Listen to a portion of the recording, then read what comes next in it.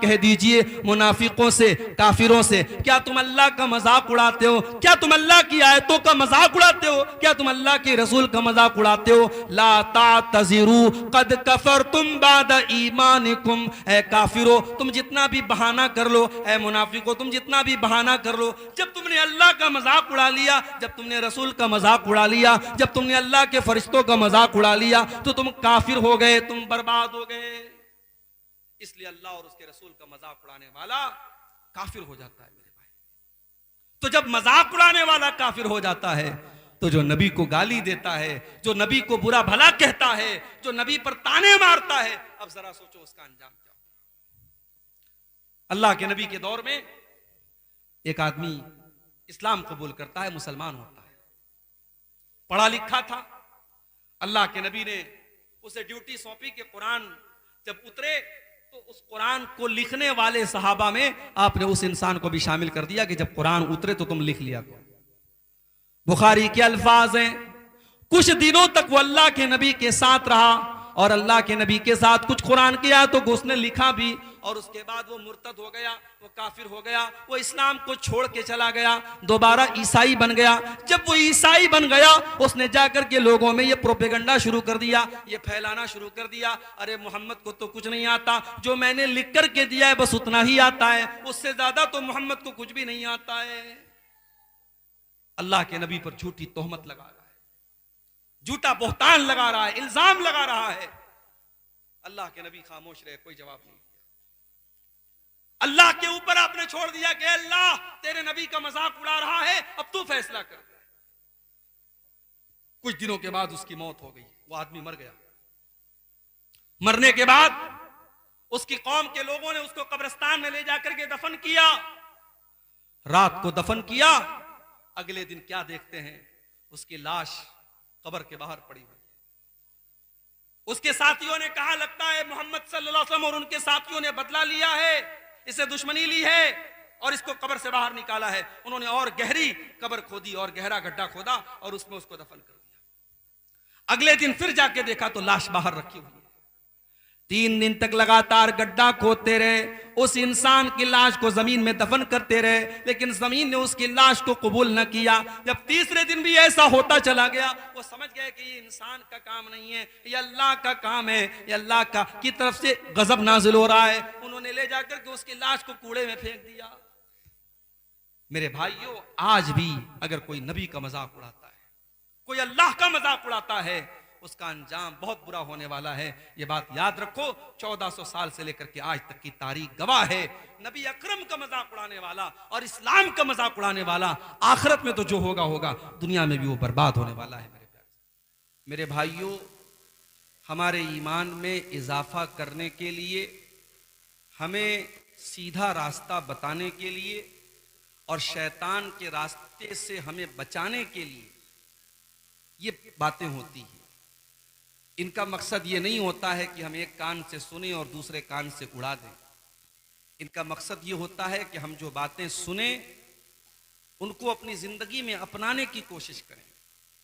जो अच्छी बातें हम सुने उनको अपनाएं और जिन बुरी बातों से हमारे उलमा हमें रोकते हैं उनसे हम बचने की कोशिश करें। मैं अल्लाह से दुआ करता हूँ रब्बुल आलमीन हम सबको इसकी तौफीक अता फरमाए, आमीन। मेरे भाइयों, अल्लाह तबारक व तआला ने इस दुनिया का निजाम और सिस्टम ऐसा बनाया है कि इस दुनिया में हर इंसान को अल्लाह ताला ने एक वक्त मुकर्रर किया है, एक टाइम फिक्स किया है। उस टाइम पर उसको मौत आएगी, वो मर जाएगा और मरने के बाद अब कयामत तक अपनी कब्र के अंदर, जिसको आप कब्र की जिंदगी कह लें, जिसको आप बरज़ख की जिंदगी कह लें, उस जिंदगी में, उस जीवन में अपने अमल के एतबार से इंसान रहेगा। अगर अच्छा अमल था, अकीदा अच्छा था, अमल अच्छा था, तो कब्र की जिंदगी उसके लिए जन्नत का नमूना बन जाए। अगर अमल खराब था, अगर अकीदा खराब था, अगर कैरेक्टर खराब था, तो वो कब्र की जिंदगी उसके लिए जहन्नम का एक सैंपल बन जाएगी, जहन्नम का एक नमूना बन जाएगी। उसके बाद जब कयामत आएगी तो रब्बुल आलमीन अपने बंदों का हिसाब लेगा और वहां जो कामयाब होगा उसका नामे आमाल अल्लाह तबारक व तआला उसके दाहिने हाथ में देगा। जो नाकाम होगा उसका नामे आमाल उसके बाएं हाथ में, उसके लेफ्ट हैंड में दिया जाएगा। यह पहचान होगी कामयाबी की और नाकामी की। अल्लाह के पास कौन है? अल्लाह के पास कौन है जिसका नामे आमाल उसके दाहिने हाथ में मिलेगा, और अल्लाह क्या फेल कौन है जिसका नामे आमाल उसके बाएं हाथ में मिलेगा। फअम्मा मन ऊतिया किताबहु बियमीनिही, कुरान का 29वां पारा उठाइए, अल्लाह फरमाता है जिसका नामे आमाल उसके दाहिने हाथ में दिया जाएगा, उसके राइट हैंड में दिया जाएगा। फयकूलु हाउम क़ुरऊ किताबिया, वो कहेगा ए लोगों ये देखो ये है मेरी किताब, ये है मेरा नामे आमाल, ये है मेरी जिंदगी भर का कच्चा चिट्ठा। इन्नी ज़नन्तु अन्नी मुलाकिन हिसाबिया, जिसका नामे आमाल उसके दाहिने हाथ में मिलेगा वो खुश होकर के कहेगा मुझे यकीन था, मुझे पता था मैं अल्लाह की बारगाह में नाकाम नहीं होऊंगा, मुझे मालूम था मेरा नामे आमाल मेरे दाहिने हाथ में मिलेगा। जब दुनिया के लोग अल्लाह के अहकाम की खिलाफ वर्जी किया करते थे, मैं अल्लाह के अहकाम के ऊपर चला करता था। फजर की अजान हुआ करती थी, अस्सलातु खैरुम मिनन नौम की आवाज लाउड स्पीकर से आया करती थी। मुअज्जिन चिल्ला चिल्ला करके कहता था कि अजान नमाज नींद से बेहतर है, अस्सलातु खैरुम मिनन नौम नमाज नींद से बेहतर है। मेरे दूसरे साथी रात रात भर मोबाइल में लगे रहते थे और फजर के टाइम सोए पड़े रहते थे। मैं सर्दी में, गर्मी में, बारिश में उठ करके फजर की नमाज जा करके अदा किया करता था, क्योंकि मैंने अपने नबी से सुना था, मैंने अपने नबी की हदीस सुनी थी कि दुनिया के अंदर सबसे कीमती चीज अगर कोई है तो फजर की 2 रकात है। फजर की 2 रकातें ये दुनिया की तमाम नेमतों से बेहतर हैं। मैं अपनी नींद को कुर्बान करके फजर की नमाज पढ़ा करता था। इन्नी ज़नन्तु अन्नी मुलाकिन हिसाबिया, मुझे यकीन था मेरा हिसाब मुझे मिल करके रहेगा, अल्लाह ताला की राह में बर्बाद नहीं होऊंगा। मुझे पता था वहां पे औरतें भी आएंगी, अल्लाह की बारगाह में ऐसी औरतें भी आएंगी जिन्होंने समाज में ताने सुन लिए, उनके माँ बाप ने भी उनको बुरा भला कहा, उनके घरों में, उनके खानदान में उनको बुरा भला कहा गया, मगर वो कभी बगैर पर्दे के बाहर न निकली, कभी अपने जिस्म की नुमाइश नहीं की। जब सारी दुनिया बेहयाई और बेपर्दगी में पड़ी हुई थी, उस मुसलमान लड़की ने अपने पर्दे से, अपनी शर्म हया से कोई कॉम्प्रोमाइज न किया। वो भी कल अल्लाह की बारगाह में कहेगी इन्नी ज़नन्तु अन्नी मुलाकिन हिसाबिया, ऐ अल्लाह मुझे पता था, मुझे यकीन था मेरी मेहनत कामयाब हो जाएगी। मुझे पता था जब सारी मेरी बहनें जब बेहयाई किया करती थी, गैर महरम लड़कों से बातें किया करती थी, ऐ अल्लाह मैंने अपनी जवानी को बचा करके रखा, मैंने अपने किरदार को बचा करके रखा, मैंने कोई गलत काम न किया, मैंने अपने जिस्म को किसी नाजायज तरीके से इस्तेमाल न किया। इन्नी ज़नन्तु अन्नी मुलाकिन हिसाबिया, मुझे पता था मेरा हिसाब मुझे मिल करके रहेगा। फहुवा फी ईशतिर राज़िया, तो जिसका नाम है आमाल उसके दाहिने हाथ में मिलेगा, अल्लाह तबारक व तआला उसे बेहतरीन जिंदगी अता फरमाएगा। फी जन्नतिन आलिया, उसे अल्लाह ताला जन्नत में ऊंचे ऊंचे मकानात देगा। कुतूफुहा दानिया, दुनिया में उस बेचारे को कभी फल फ्रूट मिले हो या न मिले हो, जन्नत में सारे फल फ्रूट उसको बड़ी आसानी के साथ मिल जाएंगे। जन्नत के पेड़ों के जो फल होंगे उसके लिए झुके हुए होंगे, उसे कोई फल तोड़ने के लिए चढ़ना नहीं पड़ेगा, उसे किसी फल को तोड़ने के लिए मेहनत नहीं करनी पड़ेगी। कुतूफुहा दानिया, जन्नत के पेड़ के फल उसके लिए झुक जाएंगे।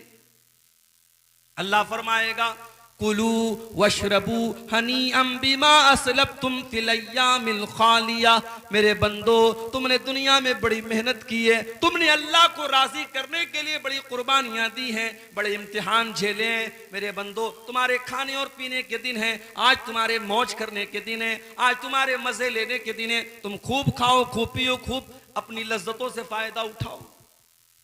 तो ये अंजाम किसका होगा? ये दाहिने हाथ में जिसका नाम अमाल मिलेगा उसका अंजाम। वो कहां जाएगा? जन्नत में जाएगा। वो अम्मा मन ऊतिया किताबहू बिशिमालिही, और जिसका नाम अमाल उसके बाएं हाथ में, उसके लेफ्ट हैंड में दे दिया जाएगा, फयकूल, वो क्या कहेगा? या लैतनी लम ऊत किताबिया, ऐ काश मुझे मेरी किताब न दी गई होती, मेरा नाम अमाल मुझे न दिया गया होता।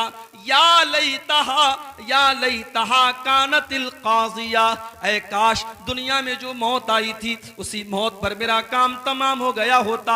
आज का ये दिन न देखना पड़ता, ये कयामत न होती, ये हिसाब व किताब न होता। काश जब मैं मर गया था दुनिया में तभी सारा खेल खत्म हो गया होता, सारा काम खत्म हो गया होता। दुनिया में जब हम जन्नत की बातें करते हैं, जब हम जहन्नम की बातें करते हैं, तो एक आम आदमी क्या कहता है? अरे यार किसने देखा है जन्नत, किसने देखा है जहन्नम? मर गए, काम खत्म, 4 दिन की जिंदगी है, ऐश कर लो, मौज कर लो, मस्ती कर लो। दुनिया में एक इंसान की सोच ये होती है, एक इंसान की मेंटेलिटी ये होती है। लेकिन कयामत के दिन जब बाएं हाथ में नाम अमाल मिलेगा तब सोच बदल जाएगी। तब क्या कहेगा? या लैतहा कानतिल काजिया, अय अल्लाह मैं बहुत बड़े धोखे में पड़ा हुआ था।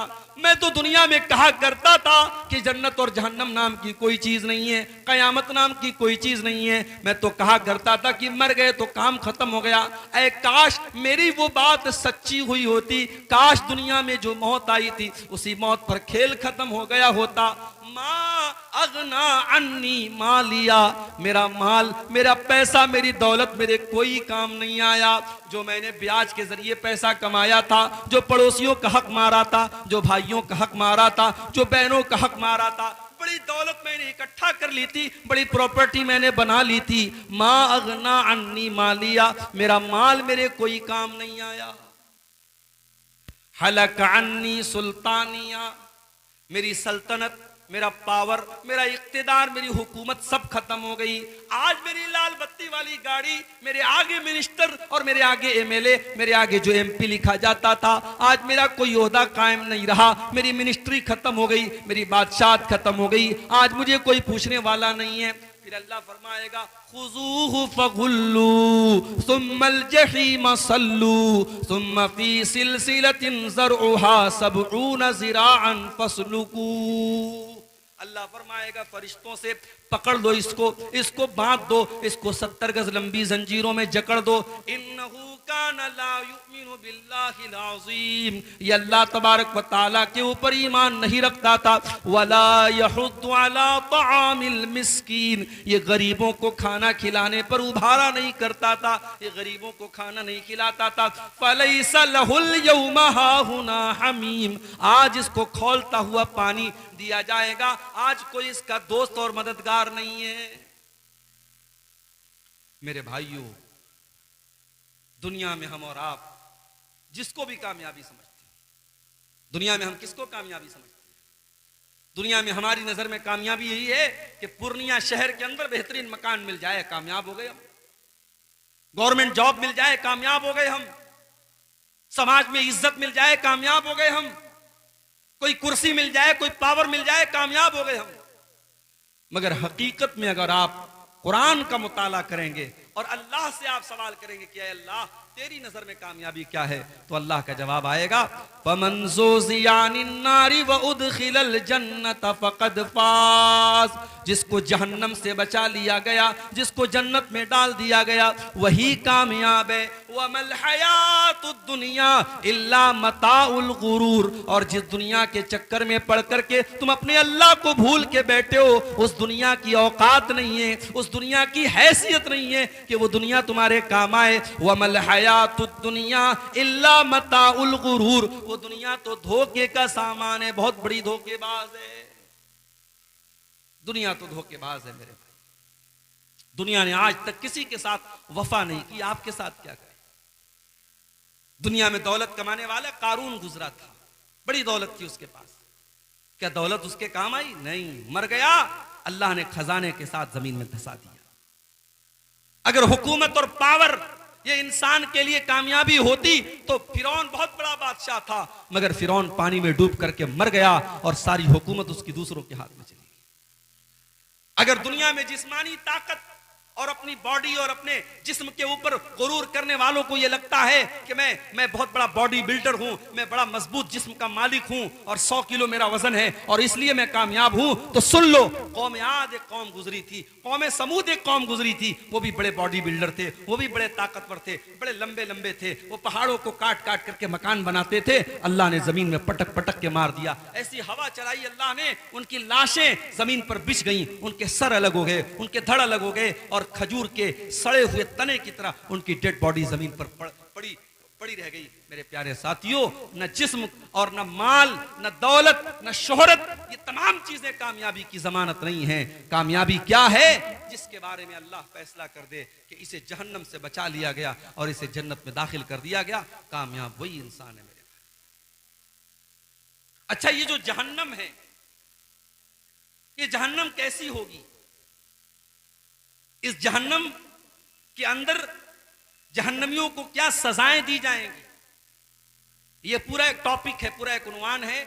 इस पर हम थोड़ी सी रोशनी आज डालेंगे कि जहन्नम क्या है। अल्लाह तबारक व तआला कुरान करीम के 30वें पारे में फरमाता है, इन्न जहन्नम कानत मिरसादा लित्तागीन मआबा लाबितीन फीहा अहकाबा। जहन्नम घात लगा करके बैठी है, जहन्नम तुम्हारा इंतजार कर रही है, जहन्नम तुम्हारी प्रतीक्षा कर रही है, जहन्नम इस इंतजार में कि जहन्नम उसके अंदर दाखिल हो जाए।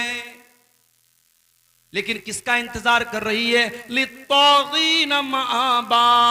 जहन्नम अल्लाह के नाफरमानों का, अल्लाह के मुजरिमों का, अल्लाह के कानून को तोड़ने वालों का, अल्लाह को नाराज करने वालों का इंतजार कर रही है। और जहन्नम में जो चला गया वो ये नहीं कि बस गया और निकल जाएगा, नहीं। लाबितीन फीहा अहकाबा, बड़े लंबे टाइम तक, बड़े लंबे पीरियड तक जहन्नम में रहेगा। अगर ईमान वाला है, अगर मोमिन है, अपने गुनाहों की सजा झेलने के बाद निकलेगा। कब निकलेगा ये अल्लाह ही जानता है। और अगर काफिर है, अगर मुशरिक है, अगर मुनाफिक है, वो तो हमेशा हमेशा जहन्नम के अंदर रहेगा। लाबिसीन फीहा अहकाबा, जहन्नमी जहन्नम के अंदर बहुत लंबे पीरियड तक रहेंगे। दुनिया में गर्मी लगी, हमने पंखा लगा लिया, और दौलत आ गई, हमने कूलर लगा लिया, और पैसे आ गए, हमने एसी लगवा लिया, लाइट हमारे गांव में कट गई, हमने इन्वर्टर लगा लिया, हमने जनरेटर लगा लिया। लेकिन मेरे प्यारे साथियों, जहन्नम में आपको गर्मी लगेगी, वहां कोई पंखा न चलेगा। जहन्नम में प्यास लगेगी, वहां कोई ठंडा पानी न मिलेगा। ला यदूकुन फीहा बरदन वला सला वला शराबा। जहन्नम के अंदर न तो उनको पानी दिया जाएगा, न उनको ठंडक दी जाएगी। जहन्नम में सिर्फ गर्मी ही गर्मी। और खाने को क्या मिलेगा? इल्ला हमीमन व गस्साका, उनको खौलता हुआ गर्म पानी और पीप और मवाद पिलाया जाएगा। इल्ला हमीमन व गस्साका जज़ाअन विफाका, ये अल्लाह के नाफरमानों का पूरा पूरा बदला है जो जहन्नम में दिया जाएगा। आप लोग जलसा करते हैं तो जलसे का एक आजकल फैशन चला है, गेट बनवाते हैं। अभी सीमांचल में तो गनीमत है, मालदा वगैरह में, बंगाल में हमारे बंगाली वक्ता लोग जाते रहते हैं, मैं तो कम जाता हूं बंगाल में। वहां देखता हूं बिल्कुल रोड पर एक बहुत बड़ा गेट लगता है, और गेट पर अगर अब्दुल गफ्फार साहब की तकरीर है तो खूब बड़ा सा फोटो लगता है। अच्छा, मुझसे लोग फोटो मांगते हैं जलसे वाले कि मौलवी साहब फोटो दे दीजिए, हम पोस्टर पे डालेंगे, हम गेट पर डालेंगे। मैं मना करता हूं, नहीं, फोटो मत डालिए। लेकिन आज के दौर में क्या मुश्किल है, वो यूट्यूब से ले लेते हैं, वो इंटरनेट से ले लेते हैं, तो फोटो मिलने में तो कोई मुश्किल काम नहीं है। तो बड़े बड़े गेट लगाते हैं। ये गेट क्यों लगता है भाई? मियां बाजार में प्रोग्राम है, बाहर मेन रोड पर हमने गेट लगाया, इस बात का संकेत है, इस बात की अलामत है कि हाँ, यहां पे जलसा हो रहा है। जहन्नम के अंदर भी गेट होगा। कितना गेट होगा? आपके जलसे में एक गेट होता है, दो गेट होता है, एक लेडीज का गेट होता है। जहन्नम के अंदर 7 गेट होंगे। लहा सबातु अबवाब, जहन्नम के अंदर 7 दरवाजे होंगे, लिकुल्ले बाबिम मिनहुम जुज़उम मक़सूम, और हर गेट के लोगों को बांट दिया जाएगा। सारे दरवाजों से कौन लोग दाखिल होंगे उनका बंटवारा कर दिया जाएगा कि इस दरवाजे से शराबी जाएगा, इस दरवाजे से जानी जाएगा, इस दरवाजे से बेनमाजी जाएगा, इस दरवाजे से हरामखोर जाएगा। 7 दरवाजे से जो लोग दाखिल होंगे, लिकुल्ले बाबिम मिनहुम जुज़उम मक़सूम, उनका बंटवारा पहले से हो जाएगा। अच्छा, जहन्नम में जब जहन्नमी जाएंगे तो ऐसा नहीं सिंगल सिंगल नहीं जाएंगे, वो ग्रुप की शक्ल में जाएंगे। पूरा ग्रुप होगा। बदकार लोगों का अलग ग्रुप होगा, बेनमाजियों का अलग ग्रुप होगा, झूठे लोगों का अलग ग्रुप होगा, चुगलखोरों का अलग ग्रुप होगा। वसीक़ल्लज़ीन कफ़रू इला जहन्नम ज़ुमरा, जहन्नमियों को जहन्नम में ग्रुप की शक्ल में लेके जाया जाएगा, उनको हाँक के लेके जाया जाएगा। जैसे जानवरों को, जैसे बकरी बकरा को, जैसे गाय भैंस को हाँक के लेके जाया जाता है, जहन्नमियों को कोई सम्मान के साथ, कोई रिस्पेक्ट के साथ, कोई इज्जत के साथ लेके नहीं जाया जाएगा, उनको हाँक करके लेके जाया जाएगा। वसीक़ल्लज़ीन कफ़रू इला जहन्नम ज़ुमरा हत्ता इज़ा जाऊहा फुतिहत अबवाबुहा वक़ाल लहुम ख़ज़नतुहा अलम यातिकुम रुसुलुम मिनकुम यतलूना अलैकुम आयाती। जब जहन्नमी जहन्नम के दरवाजे पर पहुंचेंगे तो फरिश्ते वहां जहन्नम के गेट पे खड़े रहेंगे। जहन्नमियों के से फरिश्ते सवाल करेंगे कि चलो जहन्नम में आ जाओ। फिर वो सवाल करेंगे फरिश्ते, अलम यातिकुम रुसुलुम मिनकुम यतलूना अलैकुम आयाति रब्बिकुम, क्या तुम्हारे पास अल्लाह के पैगंबर नहीं आए जो तुमको अल्लाह की आयतें पढ़ पढ़ के सुनाते थे? वयुनज़िरूनकुम लिक़ा यौमिकुम हाज़ा, और तुम्हें आज के दिन से डराया करते थे। क़ालू बला वलाकिन हक़्क़त कलिमतुल अज़ाबि अलल काफ़िरीन, लेकिन जहन्नमी कहेंगे कि नहीं, आए थे हमारे पास, अल्लाह के पैगंबर भी आए थे, अल्लाह के रसूल भी आए थे, मगर हम बड़े बदनसीब थे, हमने उन नबियों की बात नहीं मानी, हमने उन पैगंबरों की बात नहीं मानी, और हम जहन्नम में जाने वाला अमल करते रहे, इसलिए आज हम जहन्नम में आए। अच्छा, जहन्नमी जब जहन्नम में जाएंगे तो पैर से नहीं जाएंगे, चेहरे के बल घसीट करके जाएंगे। युहशरूना अला वजहिही युहशरूना अला वुजूहिहिम फी जहन्नम, वो जहन्नम में अपने चेहरों के बल घसीट करके लेके जाएंगे। जहन्नमी चेहरे के बल घसीट के जहन्नम में जाएंगे मेरे भाई। अच्छा, जब जहन्नम में पहुंच गए, अब जहन्नम में भी अलग अलग दर्जे होंगे। जहन्नम बहुत गहरी है, जो जितना ज्यादा गुनहगार है वो उतना अंदर होगा, जितना ज्यादा। इसीलिए अल्लाह ने मुनाफिकों के बारे में कहा, इन्नल मुनाफिकीना फी दरकिल अस्फली मिनन नार, जो मुनाफिक लोग होंगे, जो ईमान का चोला पहन करके ईमान वालों को धोखा देंगे, वो जहन्नम के सबसे निचले दर्जे में होंगे। तो जहन्नम के बहुत सारे दर्जे होंगे। अच्छा, जहन्नम कितनी गहरी होगी? एक मर्तबा अल्लाह के प्यारे नबी साहबा के साथ बैठे, अचानक एक जोरदार आवाज आई। आपने साहबा से पूछा कि ऐ साहबा, क्या तुम जानते हो ये आवाज कहां से आई? साहबा ने कहा, हमें नहीं मालूम, अल्लाह और उसके रसूल ज्यादा जानते हैं। आपने फरमाया, हाजा हजरुन रुमिया बिही फिन्नारी मुंदु सबईन खरीफा, ऐ मेरे साहबा, ये एक पत्थर के गिरने की आवाज थी जो 70 साल पहले जहन्नम में गिराया गया था। फहुवा यहवी अलआना फहुवा यंतही इला कारिया, 70 साल के बाद आज वो पत्थर जहन्नम की तह तक पहुंचा है, जहन्नम की गहराई तक पहुंचा है। जहन्नम इतनी गहरी है कि पत्थर को जहन्नम की तह तक पहुंचने में 70 साल लग जाते हैं। अल्लाह अकबर। दुनिया में आग लगती है, कैसे लगती है? किसी दुकान में आग लगी, शॉर्ट सर्किट से लग गई। किसी गोदाम में आग लगी, पेट्रोल से लग गई, डीजल से लग गई। इसलिए पेट्रोल पंप पर आप देखते हैं वहां लिखा रहता है smoking is not allowed. Petrol pump पर आप सिगरेट नहीं पी सकते। इस्लाम की नजर में तो सिगरेट कहीं भी नहीं पी सकते, लेकिन पेट्रोल पंप पर यह क्यों लिखा रहता है? क्योंकि सिगरेट की एक चिंगारी पूरे पेट्रोल पंप को जला के राख कर सकती है, क्योंकि पेट्रोल खतरनाक चीज है, उससे आग फैलती है। सवाल यह पैदा होता है जहन्नम की जो आग होगी, उस आग का ईंधन क्या होगा? क्या वो पेट्रोल से जलेगी? क्या वो डीजल से जलेगी? क्या वो कोयले से जलेगी? क्या वो लकड़ी से जलेगी?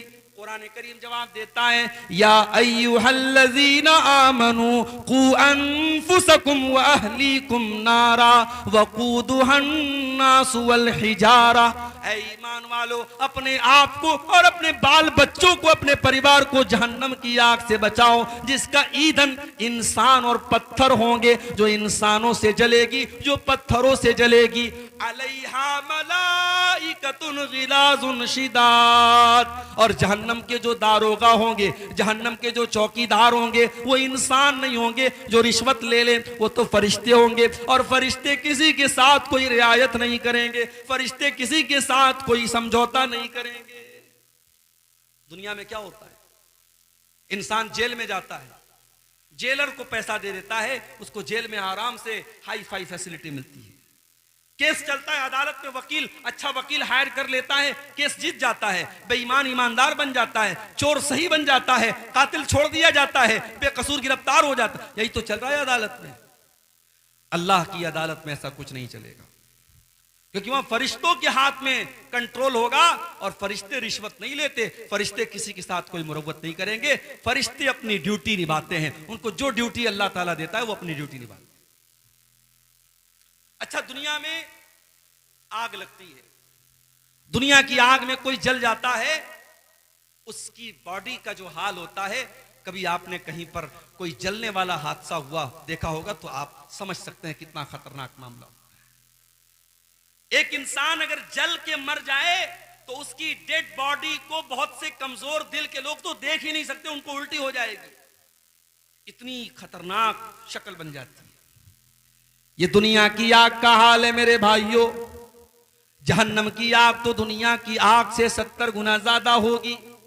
अल्लाह के प्यारे नबी फरमाते हैं, सही मुस्लिम की रिवायत है, नारुकुम जुज़ुम मिन 70 जुज़अम मिन नारी जहन्नम।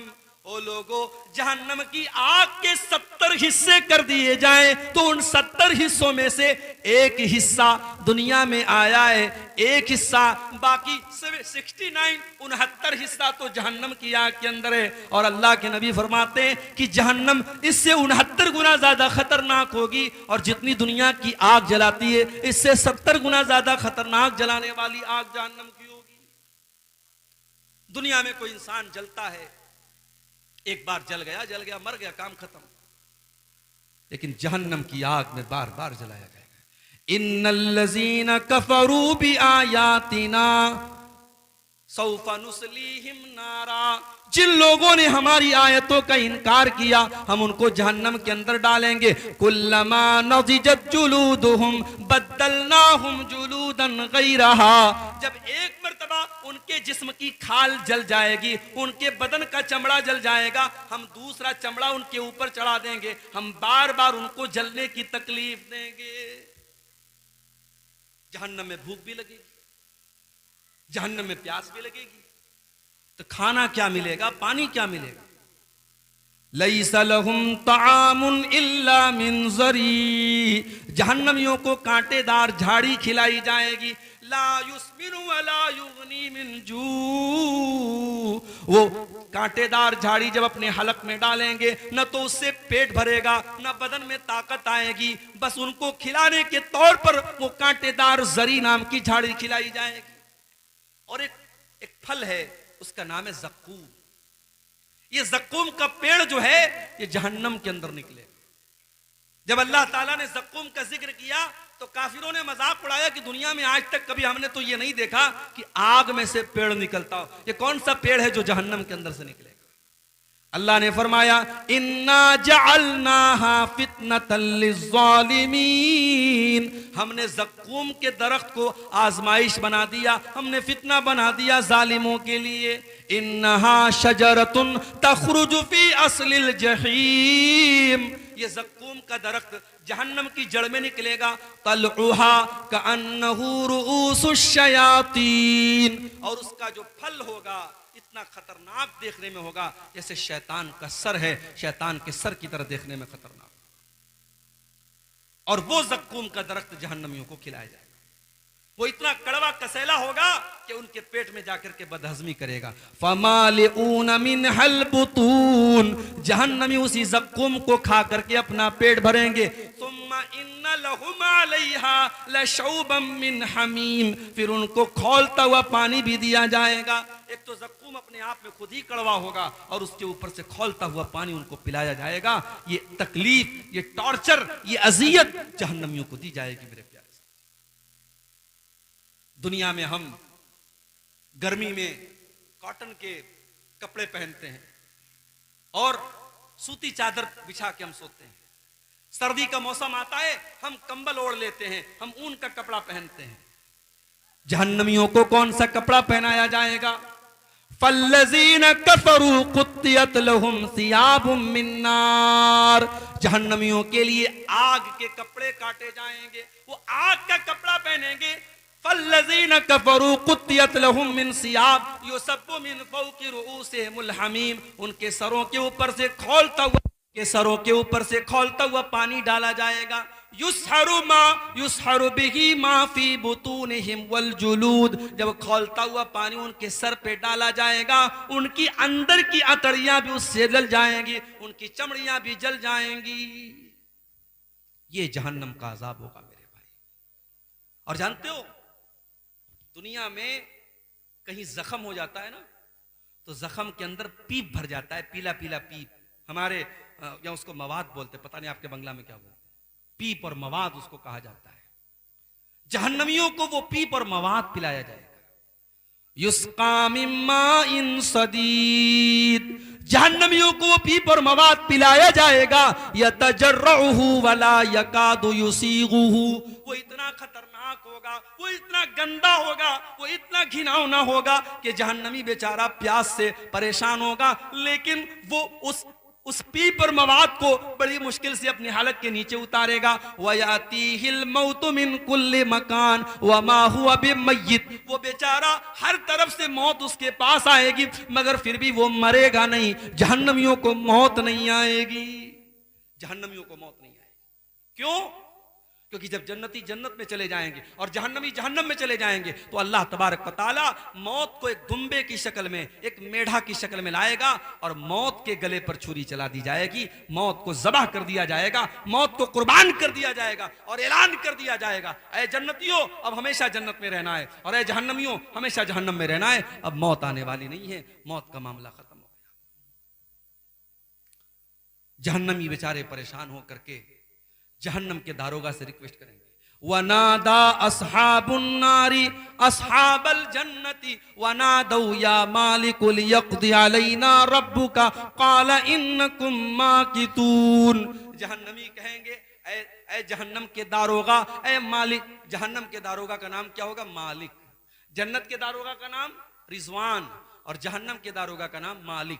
तो कहेंगे, ऐ मालिक, ऐ जहन्नम के दारोगा, अपने रब से कह दो हमें एक बार मार दे, हमें एक बार मौत दे दे, ये तिल तिल ना मारे, ये बार बार ना मारे, ये किस्तों में ना मारे, एक बार हमें मार के काम खत्म कर दे। जहन्नम का दारोगा कहेगा, क़ाल इन्नकुम माकिथून, ऐ जहन्नमियों तुम्हें हमेशा हमेशा इसी जहन्नम में रहना है, तुम्हें मौत आने वाली नहीं है। अल्लाह,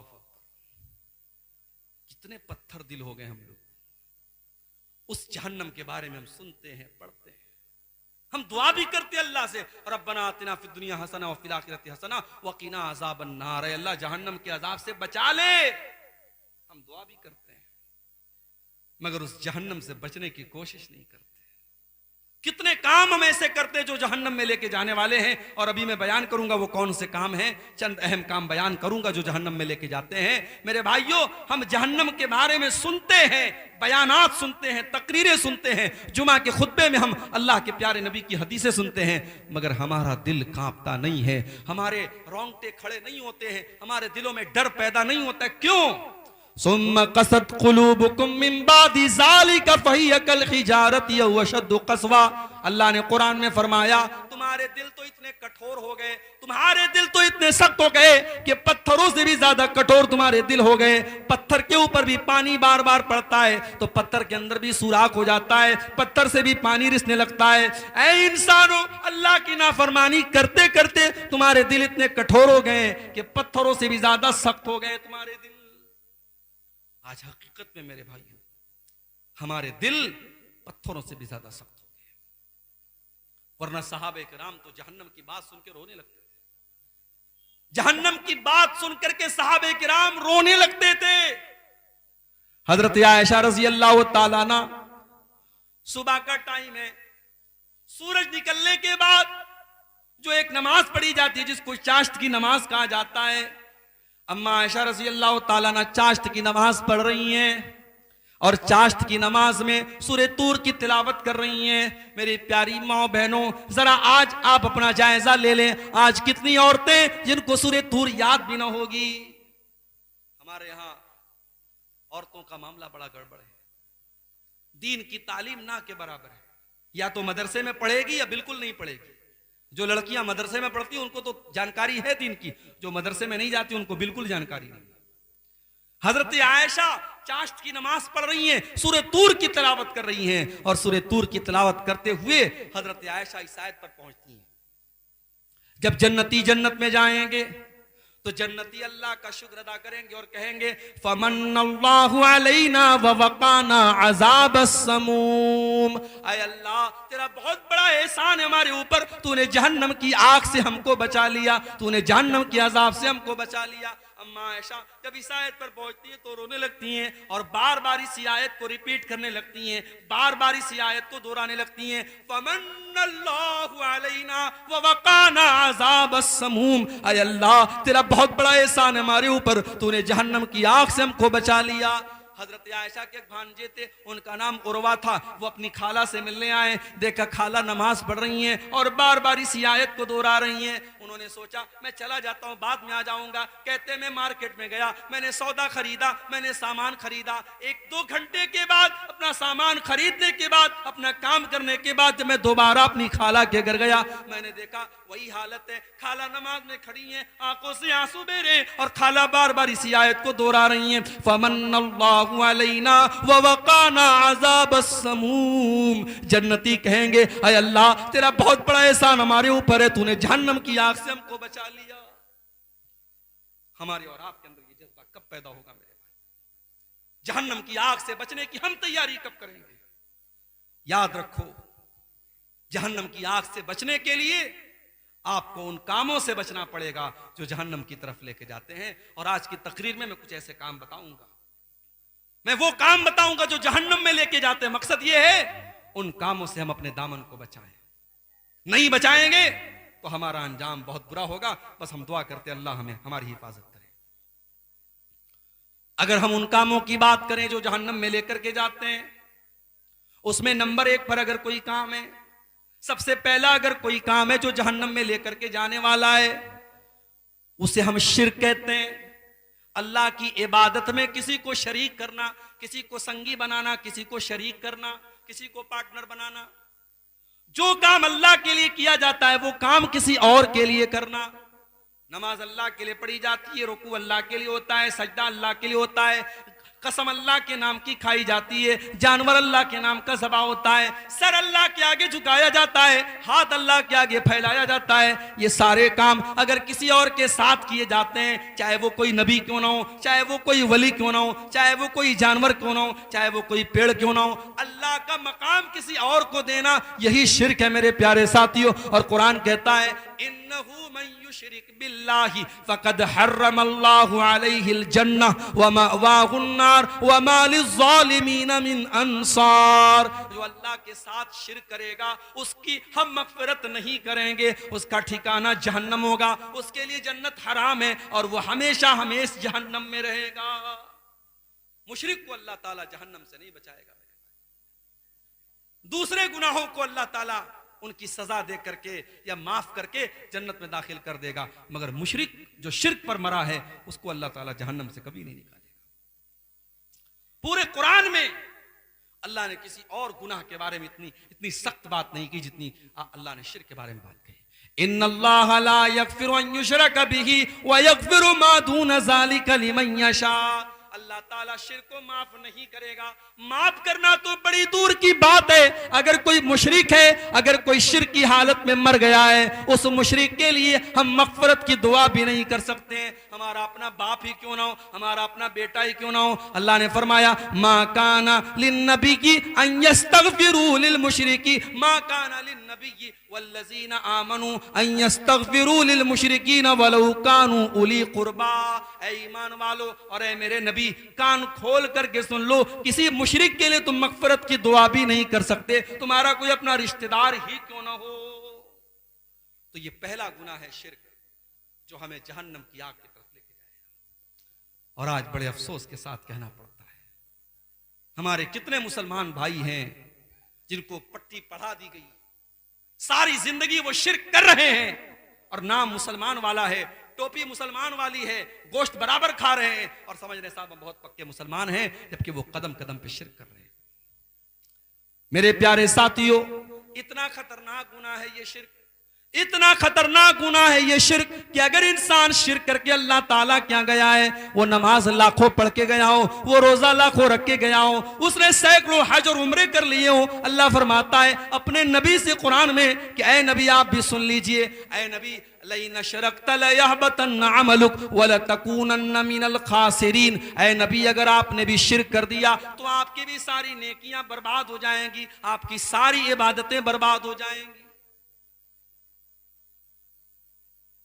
सूरह अनाम में अल्लाह ताला ने 18 नबियों का जिक्र किया और 18 नबियों का जिक्र करने के बाद अल्लाह ने फरमाया वलौ अशरकू लहबिता अन्हुम मा कानू यामलून। अगर हमारे नबियों ने भी, हमारे पैगंबरों ने भी शिर्क किया होता, उनकी सारी नेकियां बर्बाद हो गई होती। तो ये पहला अमल है मेरे प्यारे साथियों, जो जहन्नम में लेकर के जाने वाला है।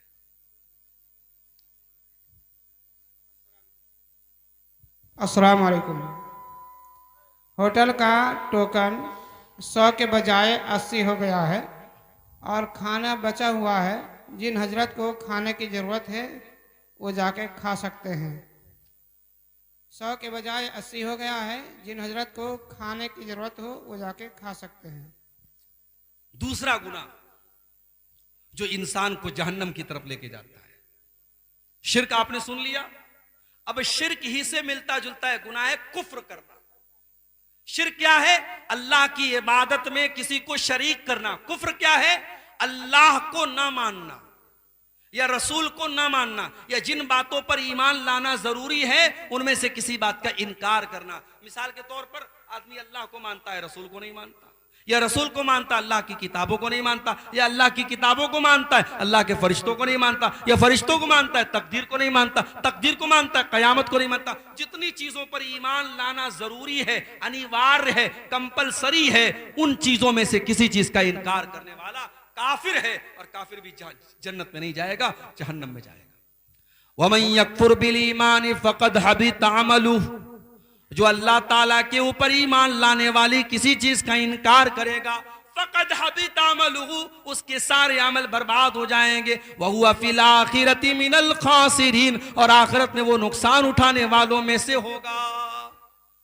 कुरान में बार बार अल्लाह कहता है हमने काफिरों के लिए जहन्नम तैयार कर रखी, हमने काफिरों के लिए जहन्नम तैयार करके रखी। जो काफिर होगा, जो कुफ्र करेगा, उसके लिए जन्नत हराम है और जहन्नम में वो दाखिल। और आगे बढ़िए, जहन्नम में लेकर के जाने वाली एक और चीज है अल्लाह का मजाक उड़ाना, अल्लाह के रसूल का मजाक उड़ाना, फरिश्तों का मजाक उड़ाना, कुरान का मजाक उड़ाना, शरीयत का मजाक उड़ाना। अगर आपने शरीयत की किसी चीज का मजाक उड़ाया तो ये चीज भी आपको अल्लाह की जन्नत से दूर कर देगी। अल्लाह ने कुरान में फरमाया कुल अबिल्लाहि व आयातिही व रसूलिही कुंतुम तस्तहज़िऊन। ऐ नबी आप कह दीजिए मुनाफिकों से, काफिरों से, क्या तुम अल्लाह का मजाक उड़ाते हो? क्या तुम अल्लाह की आयतों का मजाक उड़ाते हो? क्या तुम अल्लाह के रसूल का मजाक उड़ाते हो? ला तातज़िरू क़द कफ़रतुम बाद ईमानिकुम। ऐ काफिरो, तुम जितना भी बहाना कर लो, ऐ मुनाफिको तुम जितना भी बहाना कर लो, जब तुमने अल्लाह का मजाक उड़ा लिया, जब तुमने रसूल का मजाक उड़ा लिया, जब तुमने अल्लाह के फरिश्तों का मजाक उड़ा लिया, तो तुम काफिर हो गए, तुम बर्बाद हो गए। इसलिए अल्लाह और उसके रसूल का मजाक उड़ाने वाला काफिर हो जाता है मेरे भाई। तो जब मजाक उड़ाने वाला काफिर हो जाता है, तो जो नबी को गाली देता है, जो नबी को बुरा भला कहता है, जो नबी पर ताने मारता है, अब जरा सोचो उसका अंजाम क्या होगा। अल्लाह के नबी के दौर में एक आदमी इस्लाम कबूल करता है, मुसलमान होता है, पढ़ा लिखा था। अल्लाह के नबी ने उसे ड्यूटी सौंपी कि कुरान जब उतरे तो उस कुरान को लिखने वाले सहाबा में आपने उस इंसान को भी शामिल कर दिया कि जब कुरान उतरे तो तुम लिख लिया करो। बुखारी के अल्फाज हैं, कुछ दिनों तक वो अल्लाह के नबी के साथ रहा और अल्लाह के नबी के साथ कुछ कुरान की आयतों को उसने लिखा भी, और उसके बाद वो मुर्तद हो गया, वो काफिर हो गया, वो इस्लाम को छोड़ के चला गया, दोबारा ईसाई बन गया। जब वो ईसाई बन गया, उसने जाकर के लोगों में ये प्रोपेगेंडा शुरू कर दिया, ये फैलाना शुरू कर दिया, अरे मोहम्मद को तो कुछ नहीं आता, जो मैंने लिख करके दिया है बस उतना ही आता है, उससे ज्यादा तो मोहम्मद को कुछ भी नहीं आता है। अल्लाह के नबी पर झूठी तोहमत लगा रहा है, झूठा बहतान लगा रहा है, इल्जाम लगा रहा है। अल्लाह के नबी खामोश रहे, कोई जवाब नहीं। अल्लाह के ऊपर आपने छोड़ दिया कि अल्लाह तेरे नबी का मजाक उड़ा रहा है, अब तू फैसला कर। कुछ दिनों के बाद उसकी मौत हो गई, वो आदमी मर गया। मरने के बाद उसकी कौम के लोगों ने उसको कब्रिस्तान में ले जाकर के दफन किया। रात को दफन किया, अगले दिन क्या देखते हैं, उसकी लाश कब्र के बाहर पड़ी हुई।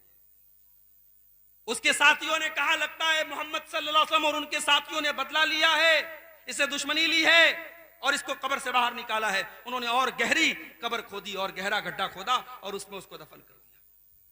अगले दिन फिर जाके देखा तो लाश बाहर रखी हुई है।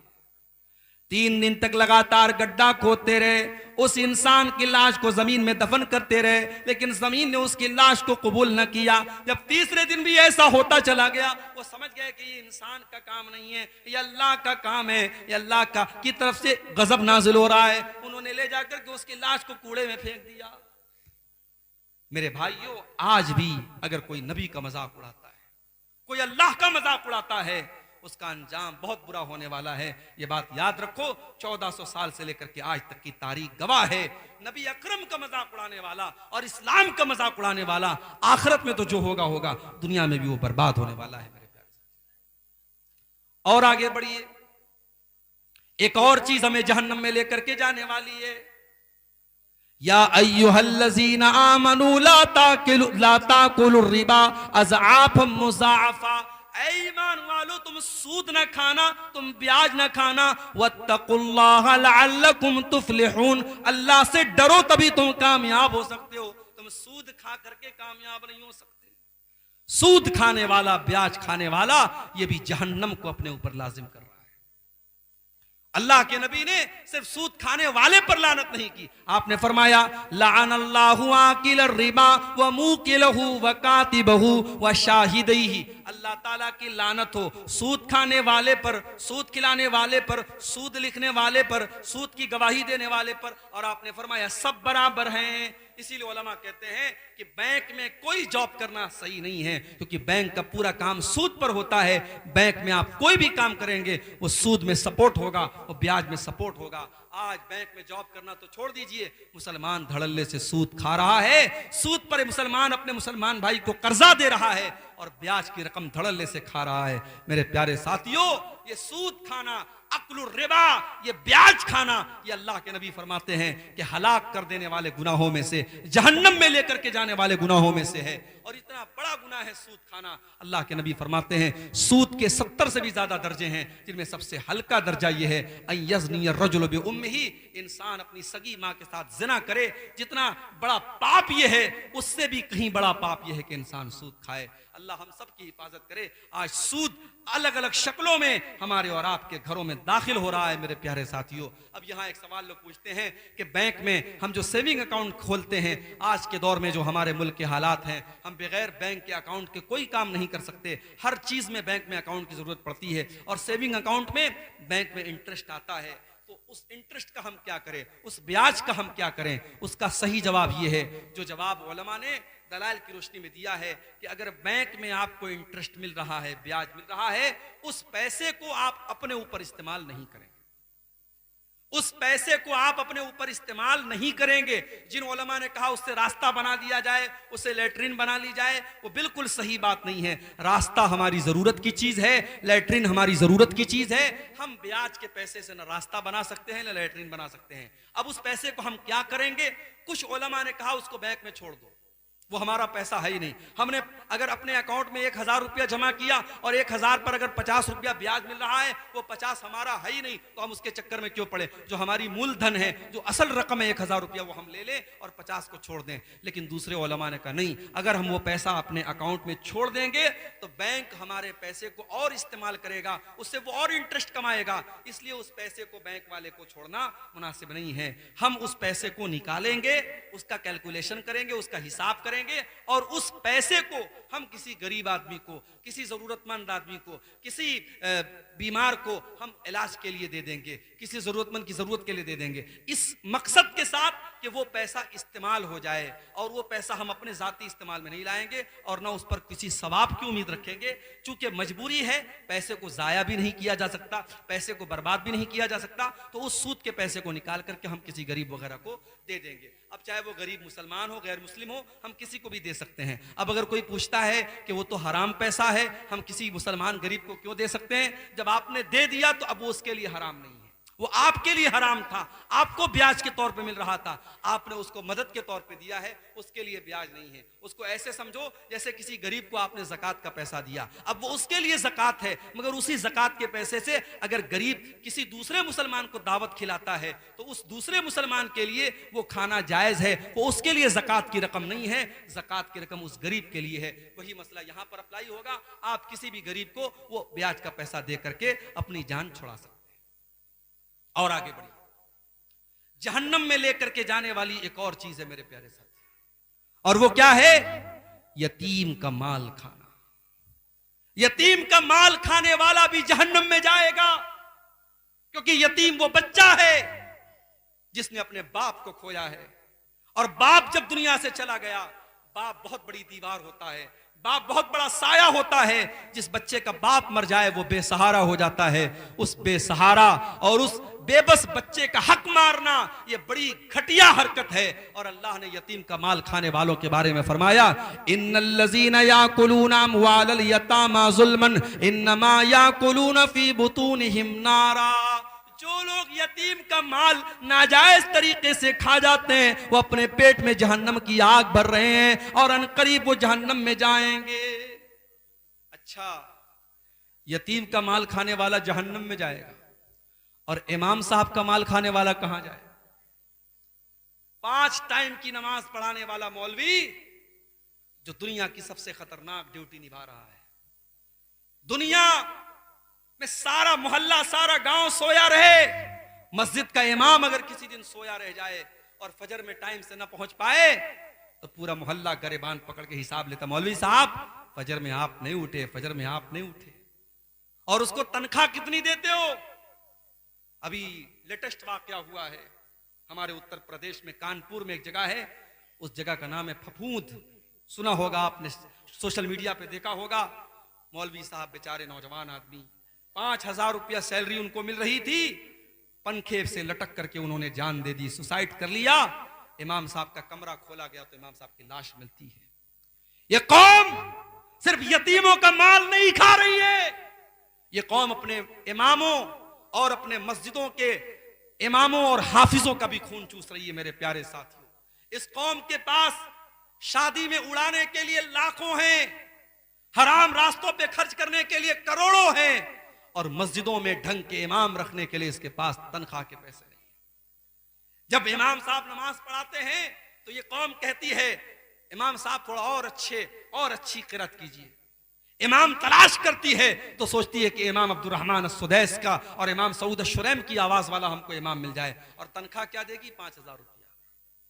मेरे प्यारे साथियों, अगर यतीम का माल खाने वाला जहन्नम की आग में जाएगा तो अपने कौम के मौलवियों और इमामों और टीचरों का खून चूसने वाले, अभी कितने टीचर हैं मदरसों में, उन बेचारों की तनख्वाह 4000-5000 रुपया है, और वो 5000 रुपया तनख्वाह भी उनको मदरसे का मैनेजमेंट कहता है, मदरसे के नाजिम कहते हैं, मदरसे की कमेटी कहती है कि मौलवी साहब आपके पैसे के बराबर हमारे पास बजट में पैसा नहीं है, आप जाइए चंदा करके लाइए, उसी में से आप अपनी तनख्वाह ले लीजिए। यानी मौलवी बेचारा मदरसे में पढ़ाए भी और उसके बाद सैलरी जब मिलने का टाइम आए तो वो चंदा करके अपनी सैलरी लाए। मेरे प्यारे साथियों, डूब मरे हम, शर्म से डूब मरे, चुल्लू भर पानी में डूब मरे। मेरे नबी ने कहा था मजदूर को उसका पसीना सूखने के पहले उसकी मजदूरी दे दो। या मौलवी और टीचर और मुअल्लिम महीना भर पढ़ाता है, उसके बाद उसकी तनख्वाह का पैसा हमारे पास नहीं होता है। और आज हालात ये हैं, लॉकडाउन के बाद कितने मौलवियों ने मस्जिदों में पढ़ाना बंद कर दिया, मदरसों में पढ़ाना बंद कर दिया। क्यों? मस्जिद की कमेटी ने कहा मौलवी साहब लॉकडाउन लगाए, अब हमारे पास तनख्वाह देने के लिए पैसा नहीं है। मस्जिद के जिम्मेदारों ने कहा, मदरसे के जिम्मेदारों ने कहा, वो मौलवी बेचारा जिसने आज तक कभी रिक्शा नहीं चलाया, जिसने आज तक कभी टाली नहीं चलाई, जिसने आज तक कभी टोटो नहीं चलाया, उस मौलवी के सारे रोजी रोटी के रास्ते बंद हो गए। उसने लॉकडाउन में कर्जे ले लेकर और लोगों से भीख मांग मांग कर अपने बच्चों का पेट पाला। और जब लॉकडाउन खत्म हुआ, उसने तय कर लिया अब किसी की गुलामी नहीं करना है, अब मस्जिद की इमामत नहीं करना है, अब मदरसे में टीचर नहीं बनना है। अब आज वो जाके बिजनेस कर रहा है और मजदूरी कर रहा है, लेकिन उसका कहना है कि मैं ये गुलामी नहीं करूंगा, मैं मस्जिद में इमामत नहीं कराऊंगा। आज मेरे पास फोन आता है मेरे भाई, कभी गुजरात से आता है, कभी मुंबई से आता है, कभी दिल्ली से आता है, शेख अब्दुल गफ्फार साहब कोई अच्छी आवाज वाला इमाम बता दीजिए, कोई अच्छी तकरीर करने वाला जुमा का खतीब बता दीजिए, कोई अच्छा कुरान पढ़ाने वाला हाफिज बना दीजिए, बता दीजिए। आज हिंदुस्तान में लाखों मदरसे हैं, हर साल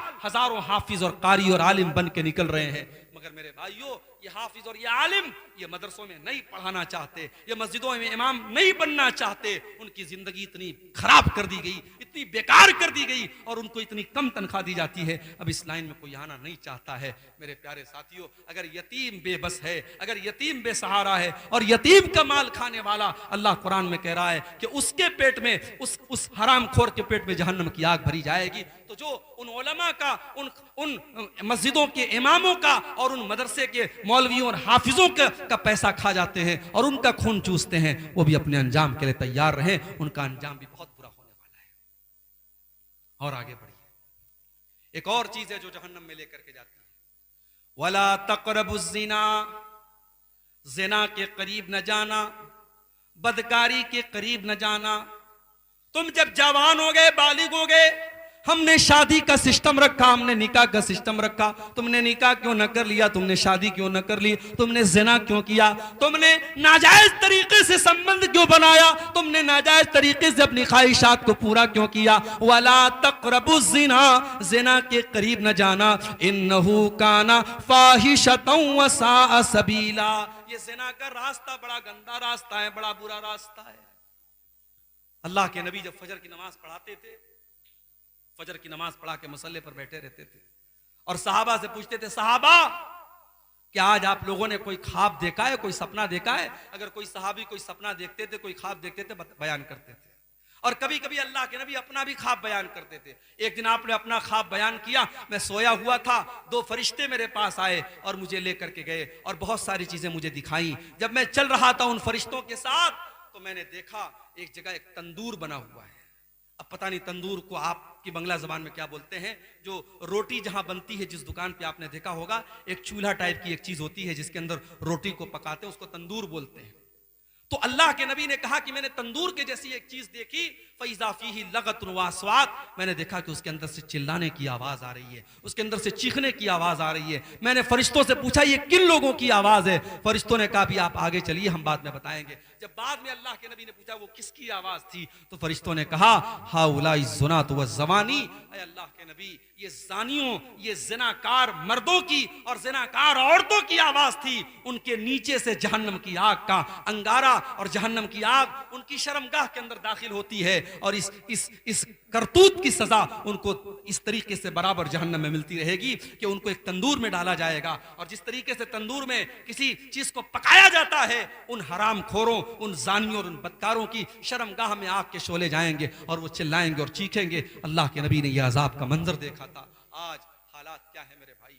आज हालात ये है, इसी सीमांचल में लोगों ने मुझे बताया कि कितने लड़के और लड़की जब नाजायज ताल्लुक बना लेते हैं और पकड़े जाते हैं तो पंचायत ये फैसला सुनाती है कि लड़का और लड़की दोनों ने गलत काम किया है, लेकिन सजा लड़के को दी जाएगी। लड़के पर 1 लाख रुपए की पेनाल्टी लगाई जाती है और वो 1 लाख लड़का उस लड़की के घर वालों को देता है। और मुझे यहां तक लोगों ने बताया कि बाज बेगैरत और बेशरम लड़कियां इसको पेशा बना लेती हैं और अलग अलग लड़कों को फंसाती हैं। और जब ये मामला केस जब ये पंचायत में जाता है तो यही फैसला सुनाया जाता है कि लड़का 1 लाख रुपया जो है उसको दे, और इस तरीके से उसका काम चलता है।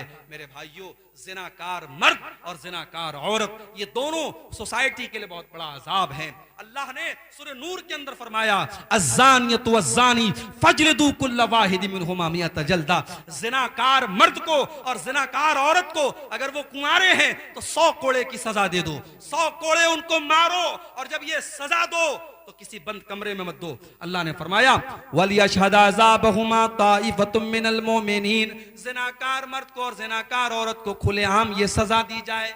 अगर वो कुंवारा है तो 100 कोड़े की सजा दी जाएगी और शहर से निकाल दिया जाएगा 1 साल के लिए। और अगर शादीशुदा है, अगर लड़की शादीशुदा है, अगर लड़का शादीशुदा है तो शरीयत का ये फैसला है कि उसको रज्म कर दिया जाएगा, उसको पत्थरों से मार मार के खत्म कर दिया जाएगा, उसको सजाए मौत दे दी जाएगी। और मुझे स्टेटमेंट याद आता है राज ठाकरे का, जब दिल्ली में निर्भया कांड हुआ था और एक लड़की को 18-19 साल की लड़की को चलती बस में उसके साथ रेप किया गया और उसकी शर्मगाह में बड़ी बेरहमी से उसको जख्मी किया गया और उसके साथ जानवरों जैसा सलूक किया गया। तो उस वक्त मीडिया में वो कांड बहुत ज्यादा फैला था।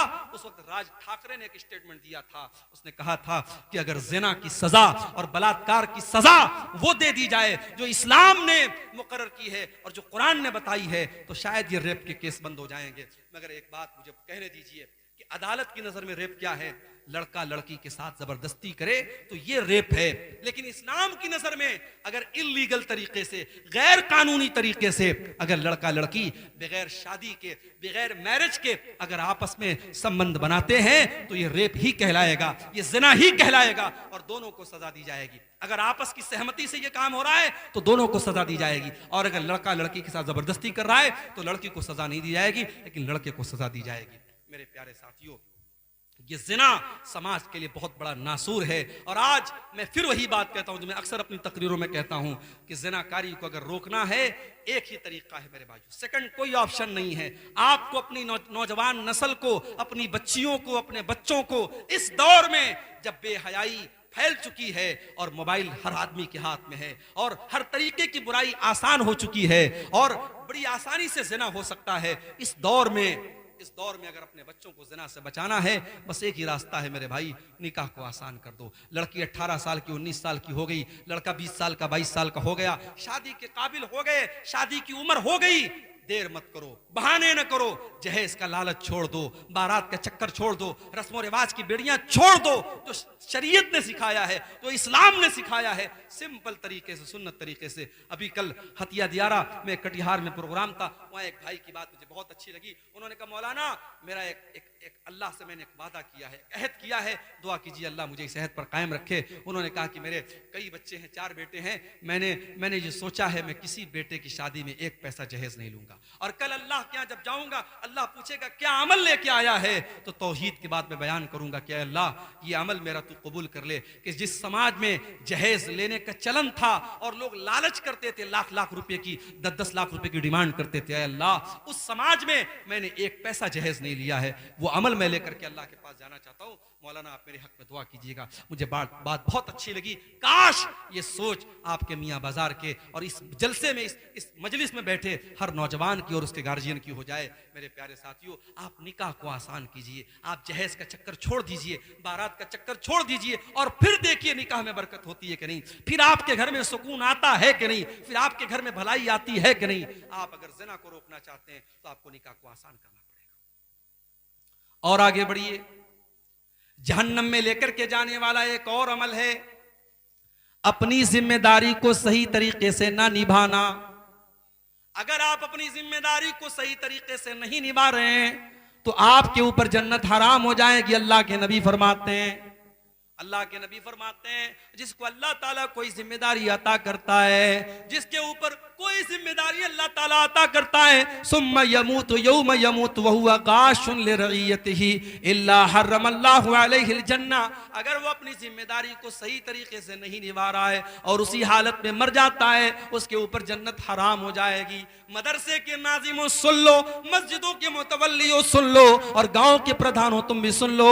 तुम्हारे कंधों पर जो जिम्मेदारी डाली गई है, अगर तुमने अपनी जिम्मेदारी का हक अदा न किया, अगर तुमने अपनी कुर्सी का, अपने पावर का हक अदा न किया, तुमने अपनी जिम्मेदारी के साथ इंसाफ न किया, अल्लाह के नबी फरमा रहे हैं इल्ला हर्रमल्लाहु अलैहिल जन्ना, ऐसे इंसान के ऊपर जन्नत हराम हो जाएगी। और यहां एक बात और नोट कर लीजिए, जिस तरीके से मस्जिद का मुतवल्ली एक जिम्मेदार है, मदरसे का सेक्रेटरी एक जिम्मेदार है, जिस तरीके से गांव का प्रधान एक जिम्मेदार है, उसी तरीके से हर घर में बाप अपनी औलाद का जिम्मेदार है, माँ अपनी बेटियों की जिम्मेदार है, बड़ा भाई छोटे भाइयों का जिम्मेदार है, बड़ी बहन छोटी बहनों की जिम्मेदार है। हम सब के कंधों पर कोई ना कोई जिम्मेदारी है मेरे प्यारे साथियों, और उस जिम्मेदारी के बारे में भी हमें जवाब देना पड़ेगा। माँ बाप को जवाब देना पड़ेगा कि तुम तो रातों में तहज्जुद पढ़ा करते थे, तुम्हारे घर में ज़िना कैसे हो गया, तुम्हारी बेटी ने गलत कदम क्यों उठाया, तुम्हारा बेटा रात में 2-2 बजे तक क्या करता था। बाप को जवाब देना पड़ेगा, माँ को जवाब देना पड़ेगा। इसलिए मेरे भाइयों, ये जिम्मेदारी भी हम अपने कंधों पर महसूस करें। अगर हम बाप हैं, एक अच्छे बाप बने, अगर माँ हैं, एक अच्छी माँ बने, बड़े भाई हैं, एक अच्छे बड़े भाई बने, अपने अंडर में जो लोग हैं उनकी जिम्मेदारी को अपने ऊपर महसूस करें। ये चीज़ भी अल्लाह तबारक व तआला के यहाँ बहुत खतरनाक साबित होने वाली है। अगर हमने अपनी जिम्मेदारी को सही तरीके से नहीं निभाया तो हमें और आपको जहन्नम में जाना पड़ सकता है। इसी तरीके से जहन्नम में लेकर के जाने वाली एक और चीज़ है, नेकी करके एहसान जताना। किसी के साथ आपने भलाई कर ली, अब एहसान जता रहे हैं। अल्लाह के नबी फरमाते सलासतुन ला यदखुलूनल जन्ना, 3 लोग ऐसे हैं जो जन्नत में नहीं जाएंगे, यानी जहन्नम में जाएंगे। अल मन्नान, एहसान जताने वाला, एहसान जताने वाला। कभी अगर आपने किसी के साथ कोई अच्छा काम किया है, मौका आया आपने फट से बयान कर दिया। जब आपने बयान कर दिया, इसका मतलब कि आपका मकसद अल्लाह को राजी करना नहीं था, आप तो मौका तलाश कर रहे थे कि देखो मैंने एहसान किया है, अब इस एहसान को जाहिर करने का कब मौका मिलता है। तो कभी एहसान मत जताइए मेरे भाइयों। जिस तरीके से नेकी करते हैं आप, नेकी करके उसको दरिया में डाल दीजिए, नेकी करके भूल जाइए, एहसान करके भूल जाइए। आज भी बहुत से अल्लाह के बंदे हैं, सर्दी का मौसम आता है, अपनी कार से जाते हैं, 10,000 रुपए का कंबल खरीदते हैं और गरीबों की बस्तियों में जाते हैं। जो गरीब बेचारा रात में सर्दी में ठिठुरा लेटा हुआ है, धीरे से जाते हैं, उसको कंबल उड़ा देते हैं। कोई कैमरा नहीं है, कोई मीडिया कवरेज नहीं है, कोई यूट्यूबर नहीं है, रात का अंधेरा है, अल्लाह देख रहा है। और उस गरीब को भी नहीं पता कौन से सेठ जी आए थे, कौन से हाजी साहब आए थे। हाजी साहब उतरे, सेठ जी उतरे, उस गरीब को कंबल उड़ा के आगे बढ़ गए। ये नेकी मेरे भाइयों अल्लाह क्या काम देगी। नेकी करो, दरिया में डाल दो। ये दौर बड़ा अजीब दौर है मेरे भाई, ये दौर बड़ा अजीब दौर है। वो दौर खत्म हो गया जब नेकी करके लोग दरिया में डाल देते थे। अब लोग नेकी करके यूट्यूब पर डालते हैं, अब लोग नेकी करके फेसबुक पर डालते हैं, अब नेकी का प्रचार किया जाता है। अब एक ही हैंड पंप पर 10 बार पेंट होता है, एक बार ग्रीन होता है, एक बार ब्लू होता है, एक बार रेड होता है।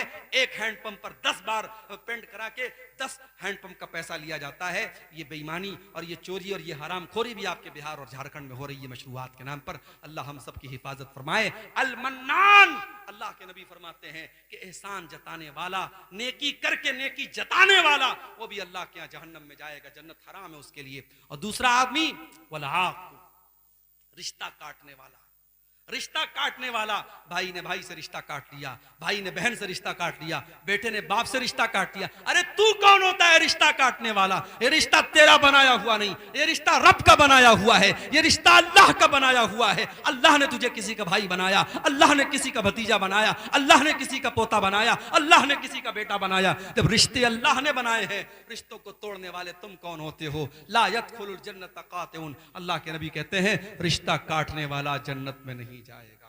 मेरे प्यारे साथियों, अलाक को अल्लाह के नबी इस हदीस में कह रहे हैं रिश्ता काटने वाला। और जब रिश्ते के काटने की बात आई तो एक बात और सुन लो, दूसरे रिश्तों में अगर आपने गड़बड़ी की तो कुछ तो माफी की गुंजाइश है, लेकिन अगर माँ बाप के साथ गड़बड़ी की, जिस माँ ने जन्म दिया, जिस बाप ने उंगली पकड़ के चलना सिखाया, जिस माँ ने खून जिगर पिला के तुझे जवान किया, और जिस बाप ने खून पसीना एक करके तुझे किसी काबिल बनाया, अगर उस माँ के साथ तूने बदतमीजी की, उस बाप के साथ तूने अगर बदतमीजी की, उस माँ से रिश्ता तूने तोड़ दिया, उस बाप से रिश्ता तोड़ लिया, तो अल्लाह के नबी फरमाते हैं 2 गुनाहों को अल्लाह ताला माफ नहीं करेगा।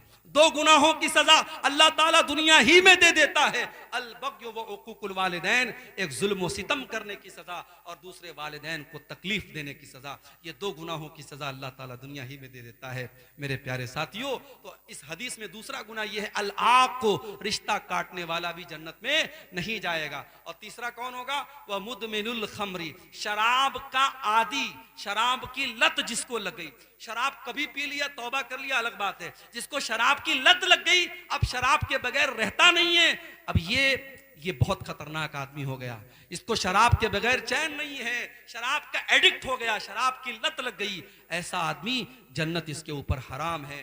आज भी समाज में ऐसे लोग मिलते हैं जो शराब के इस कदर आदी हो जाते हैं कि बगैर शराब पिए वो घर में नहीं आते हैं, और अच्छे खासे अच्छे खानदान के हैं, नेक और अच्छे घराने के हैं, मगर शराब की लत लग गई। अब घर में जब आते हैं शराब पी के आते हैं, कभी बीवी को गाली देते, कभी बच्चों को गाली देते हैं।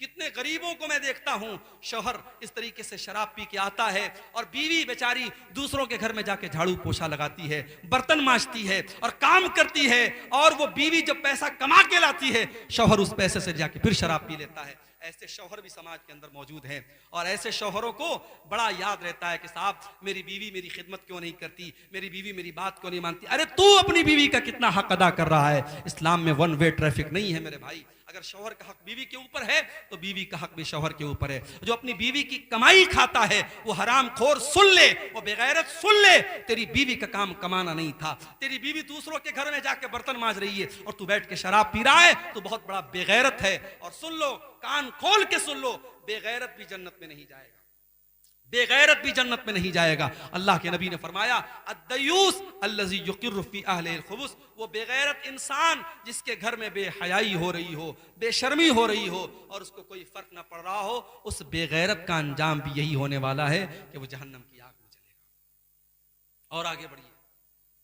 जहन्नम में लेकर के जाने वाला एक और अमल है जबान का गलत इस्तेमाल। जबान का गलत इस्तेमाल करने वाला भी जहन्नम की आग में जलेगा।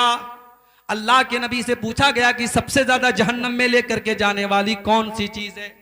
आपने फरमाया अल फमु वल फर्जू, जबान और शर्मगाह, ये 2 चीजें सबसे ज्यादा जहन्नम में लेकर के जाने वाली हैं। जबान से इंसान झूठ बोलता है, जबान से इंसान गीबत करता है, जबान से चुगली करता है, जबान से दूसरों की इज्जत उछालता है। जबान और शर्मगाह का गलत इस्तेमाल करने वाले सबसे ज्यादा जहन्नम में जाएंगे। इसीलिए अल्लाह के नबी फरमाते हैं ला यदखुलुल जन्नत नम्माम, चुगलखोर इंसान जन्नत में नहीं जाएगा। चुगलखोरी करने वाला जन्नत में नहीं जाएगा, यानी जहन्नम में जाएगा। और यहां एक बात और बता दूं, चुगलखोर किसको कहते हैं भाई? चुगलखोर उसको कहते हैं जो इधर की बात उधर करे। अब इधर की बात उधर कर रहा है तो जरूरी नहीं कि सब बात गलत कर रहा है, सही भी कर रहा है, मगर सही बात भी अगर इधर की उधर करके लड़ा रहा है तो वो चुगलखोर है। और अगर 2 भाइयों में सुलह कराने के लिए कोई इंसान आगे बढ़ता है और झूठ भी बोल देता है लेकिन 2 भाइयों को मिला देता है, अल्लाह के नबी फरमाते हैं लईसल कज़्ज़ाबुल लज़ी युस्लिहु बैनन नास, 2 बिछड़े हुए लोगों को मिलाने के लिए अगर कोई झूठ भी बोल देता है तो ऐसा झूठ अल्लाह क्या माफ है। पता ये चला कि अगर हमारे सच बोलने से 2 भाई लड़ने लगते हैं तो वो सच बोलना हराम है, और अगर हमारे झूठ बोलने से 2 बिछड़े हुए मिल जाते हैं वो झूठ बोलना जायज है। मेरे भाइयों, इस्लाम में सुलह सफाई की बड़ी अहमियत है। मैं जानता हूं आपके गांव में भी कुछ ऐसे जरूर मामलात होंगे, हर गांव में रहते हैं कि कभी कहीं भाई भाई में मसला चल रहा है, कहीं जो है बाप बेटे में मसला चल रहा है। जहां भी मन मुटाव है, दिल में मैल कुचैल है, साफ कर लो मेरे भाई। चुगलखोरी न करो, गीबत न करो, जुबान का गलत इस्तेमाल न करो। अल्लाह के नबी फरमा रहे जहन्नम में सबसे ज्यादा लेके जाने वाली कोई चीज है तो जुबान और शर्म का है। और आगे बढ़िए, एक और चीज जहन्नम में लेकर के जाने वाली है, और वो चीज है औरत की बेहयाई। औरत जब बेहया हो जाए, जब उसका कपड़ा, उसकी ड्रेस, उसका लिबास उसके जिस्म को नुमाया करने लगे, जाहिर करने लगे। जब वो कपड़ा पहन करके निकले तो मकसद अपने जिस्म की और अपने हुस्न की नुमाइश करना हो। ऐसी औरत भी कान खोल करके सुन ले। अल्लाह के नबी फरमाते हैं व निसा उनका सियातुन आरियातुन मुमीलातुन माइलातुन, ऐसी औरतें जो कपड़ा पहनने के बावजूद नंगी होंगी। कयामत के पहले ऐसा दौर आएगा जब कपड़ा पहन करके औरतें नंगी होंगी, यानी कपड़ा इतना टाइट पहनेंगी, इतना ट्रांसपेरेंट पहनेंगी, इतना पारदर्शी पहनेंगी कि उस कपड़े से उनका जिस्म झलकेगा, उनका शरीर झलकेगा। ऐसी बेहया औरतें, अल्लाह के नबी फरमाते हैं रुऊसुहुन्ना कास्निमतिल बुख्तिल माइला, उनके सर के ऊपर जो उनके बालों का जूड़ा होगा, जो हेयर स्टाइल होगा, वो देखने में बुख्ती ऊंट के कोहान की तरह होगा। इसीलिए उलमा कहते हैं कि औरत को ऐसा जोड़ा नहीं बांधना चाहिए जो ऊंट के कोहान की तरह उभरा हुआ हो, उसे नॉर्मल अपना हेयर स्टाइल रखना चाहिए।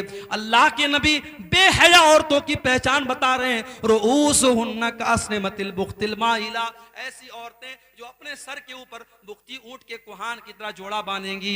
ला यदखुलनल जन्ना, ऐसी औरतें जन्नत की खुशबू नहीं पाएंगी, और जन्नत की खुशबू पाना तो बड़ी दूर की बात है। वला यजिदन रिहाहा, ऐसी औरतें जहन्नम की आग में जाएंगी और जन्नत की खुशबू भी उनको महसूस नहीं होगी। इसी तरीके से तकब्बुर करना, घमंड करना, चाहे पैसे का घमंड हो, चाहे ओहदे का घमंड हो, चाहे अपने समाज में स्टेटस का घमंड हो, तकब्बुर भी इंसान को जहन्नम में लेकर के जाता है। अल्लाह के नबी फरमाते हैं अला उखबिरुकुम बिअस्हाबिन नार, क्या मैं तुमको जहन्नमी लोगों के बारे में न बता दूं? सहाबा ने कहा अल्लाह के नबी जरूर बताइए। आपने फरमाया कुल्लु उतुल्लिन जवाजिम मुस्तकबिर, हर वो आदमी जो अक्खड़ हो, हर वो आदमी जो बखील हो, और हर वो आदमी जो घमंडी हो। अक्खड़ और बखील होने के साथ साथ जो घमंडी भी है, तकब्बुर भी कर रहा है, वो इंसान जहन्नम में जाएगा। और अल्लाह के नबी एक दूसरी हदीस में फरमाते हैं ला यदखुलुल जन्नत मन कान फी क़ल्बिही मिस्कालु ज़र्रतिन मिन किब्र, जिसके दिल में जर्रा बराबर भी अगर तकब्बुर है, घमंड है, वो इंसान जन्नत में नहीं जाएगा। बहुत खतरनाक मामला है मेरे भाई, बहुत खतरनाक मामला है। तकब्बुर से बहुत कम लोग बच पाते हैं। हम और आपकी अल्लाह हिफाजत करे। तकब्बुर इतनी खतरनाक चीज है, जर्रा बराबर अगर तकब्बुर हमारे और आपके सीने में है तो जन्नत हराम हो जाएगी। इसी तरीके से और आगे बढ़िए, जहन्नम में लेकर के जाने वाला एक और अमल है, और वो किसी बूढ़े इंसान का अपने सर के और दाढ़ी के बाल में काला खिजाब लगाना। उम्र है 50 साल मगर दिखना चाहता है ये 30 साल का। अरे जब तेरी उम्र 50 साल की होगी तो शर्म किस बात की? तू बाल को जितना भी काला कर ले, दाढ़ी को जितना भी काला कर ले, तू अपने बदन की सिलवटों को कैसे मिटाएगा?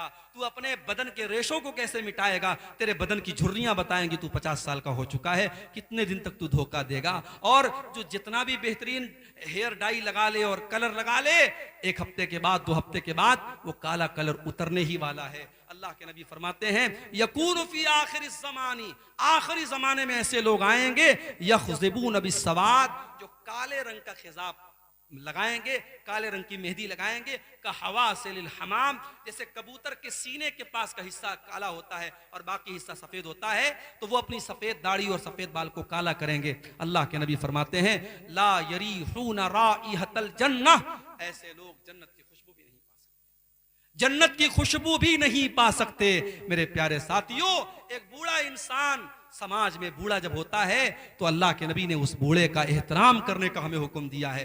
मगर जब बूढ़ा अपने बुढ़ापे और अपनी बुजुर्गी का लिहाज न रखे, अपनी सफेद दाढ़ी को काला करे या दाढ़ी को क्लीन शेप करा ले, और अगर कोई बूढ़ा गलत काम करे तो अल्लाह के नबी ने उसको और खतरनाक बताया है। आपने फरमाया 3 लोग इतने बड़े बदनसीब होंगे कि कयामत के दिन अल्लाह ताला उनकी तरफ देखेगा भी नहीं। उन 3 बदनसीबों में एक वो इंसान भी होगा वह शैखुन ज़ानिन, जो बूढ़ा होने के बाद भी बदकारी करता है। जवान अगर ज़िना करता है, जवान अगर बदकारी करता है तो अल्लाह ताला के यहाँ उसको सजा मिलेगी, मगर अल्लाह ताला के यहाँ सजा में कुछ तखफीफ हो सकती है। वो नौजवान कह सकता है कि अल्लाह मैंने जवानी के जज्बात में और जोश में आकर के ये काम कर दिया। मगर जब इंसान 70 साल का, 80 साल का बूढ़ा हो गया, जवानी के जज्बात मर गए, खत्म हो गए, उस उम्र में अगर उसने ये गलत काम किया है, अब अल्लाह के यहाँ ये बहुत बड़ा गुनाह है, ये माफी के लायक गुनाह नहीं है। अल्लाह ताला ऐसे आदमी की तरफ देखेगा भी नहीं। तो मेरे भाइयों, जो बूढ़े अपनी सफेद दाढ़ियों को काले खिजाब से डाई करते हैं, वो कान खोल करके सुन लें,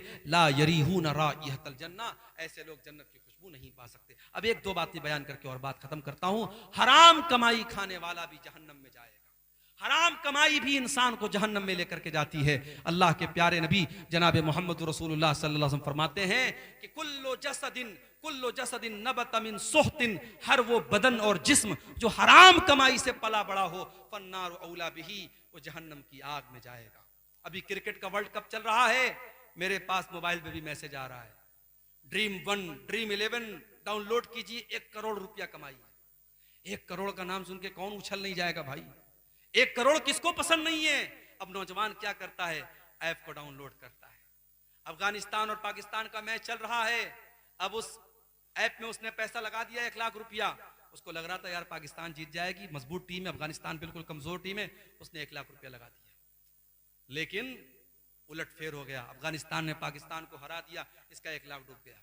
फिर इसको और 1 लाख लॉस हो गया, मगर अब इसको लगा कि अब अगला मैच होगा तो मैं और बड़ा पैसा लगाऊंगा, 2 लाख लगाऊंगा, ताकि वो 1 लाख कवर भी हो जाए और 1 लाख और मिल जाए। इस तरीके से आज ऑनलाइन जुआ खेला जा रहा है और हमारा नौजवान उस जुए का शिकार हो रहा है। याद रखो मेरे भाई, अगर ताश के पत्तों के जरिए जुआ खेलना हराम है, अगर लॉटरी हराम है, तो ऑनलाइन भी ये जुआ के जितने ऐप आ रहे हैं ये सब हराम है। और ये हराम कमाई अगर तुमने कमा भी ली और घर में ले भी आए, तो याद रखो उस कमाई के जरिए तुम कभी आबाद नहीं हो सकते। अल्लाह के नबी फरमाते हैं, कुल्लो जसदिन नबत मिन सुहतिन, हर वो बदन जो हराम कमाई से परवरिश पाता है, फन्नारु औला बिही, वो जहन्नम की आग में जलाया जाएगा। और यहाँ पर मुझे वो हदीस भी याद आती है, जिस हदीस में अल्लाह के नबी ने फरमाया कि एक आदमी लंबा सफर करके आता है और अल्लाह की बारगाह में हाथ उठा के, हाथ फैला के दुआ करता है, या रब्बी कह के दुआ करता है, और इतना लंबा सफर करके आया है कि बाल मैले कुचैले हो गए हैं, कपड़े मैले कुचैले हो गए हैं, मगर अल्लाह के नबी कहते हैं वो जो खाना खा के आया है हराम कमाई का है, जो पानी पी के आया है हराम कमाई का है, जो कपड़ा पहन के आया है हराम कमाई का है। ऐसा इंसान जो हराम खा के, हराम पी के और हराम पहन के आया है, फअन्ना युस्तजाबु लिज़ालिक, तो ऐ मेरे सहाबा बताओ ऐसे इंसान की दुआ कहां से कबूल होगी? मेरे प्यारे साथियों, आज हम रो रो के दुआ कर रहे हैं कि अल्लाह फलस्तीनियों की मदद फरमा, फलस्तीनियों की मदद फरमा। छोटे छोटे बच्चों की लाशों की फोटो आ रहे हैं, हमें देख करके तकलीफ हो रही है। हम दुआ कर रहे हैं मगर अल्लाह की तरफ से कोई मदद नहीं आ रही। क्यों? क्योंकि आज हमारा टारगेट पैसा कमाना है, हलाल की परवाह नहीं, हराम की परवाह नहीं। हमारा एक ही टारगेट है, पैसा कमाना है। जिस तरीके से भी पैसा आए हमें कमाना है। अल्लाह के नबी फरमाते हैं, याती अलन्नासी ज़मानुन, कयामत के पहले वो दौर भी आएगा, ला युबालिल मर्उ मिन ऐना खज़ल माल, इंसान परवाह नहीं करेगा कि माल हलाल तरीके से कमा रहा है या हराम तरीके से कमा रहा है। इसी तरीके से मेरे भाइयों, जहन्नम में लेकर के जाने वाली एक और चीज है, और वो है अपने मुसलमान भाई का हक मारना। अल्लाह के नबी ने फरमाया, मन इख्तता हक़्क़ इम्रिइन मुस्लिमिन, जिसने किसी मुसलमान का हक मारा वो कान खोल करके सुन ले, उसने जहन्नम का एक टुकड़ा खरीद लिया, उसने जहन्नम का एक टुकड़ा ले लिया। और अल्लाह के नबी एक दूसरी हदीस में फरमाते हैं, मैं एक इंसान हूं, मुझसे गलती हो सकती है, मेरे पास जमीन और जायदाद का लोग केस लेके आते हैं, ऐसा हो सकता है किसी की चिकनी चुपड़ी बात सुन करके मैं उसके हक में फैसला कर दूं। वो जमीन उसकी नहीं थी, वो जायदाद उसकी नहीं थी, मैंने गलत फैसला कर दिया, जिसका हक नहीं था उसको दे दिया। मगर अगर ऐसा हो गया तो कान खोल करके सुन लो, फ़इन्नमा अक़्तलहु क़ित्अतम मिनन नार, मैं जमीन का टुकड़ा नहीं दे रहा हूं, जहन्नम का टुकड़ा दे रहा हूं। मेरे प्यारे साथियों, अभी आपने नज़्म सुनी कि जिंदगी एक किराए का घर है, एक न एक दिन बदलना पड़ेगा। ये जिंदगी किराए का घर है मेरे भाई, यहाँ हमेशा नहीं रहना है, एक दिन मरना है और सारा धन दौलत, जमीन जायदाद, बैंक बैलेंस, ज्वेलरी, ये सब छोड़ के जाना है। जो हराम तरीके से आपने दूसरों की जमीन हथियाई है, कितने दिन उस जमीन का फायदा उठाओगे भाई? जिस दिन मरोगे 2 गज जमीन में हम जाएंगे और वो सारी जमीन हमारे रिश्तेदारों की, हमारे बच्चों की हो जाएगी।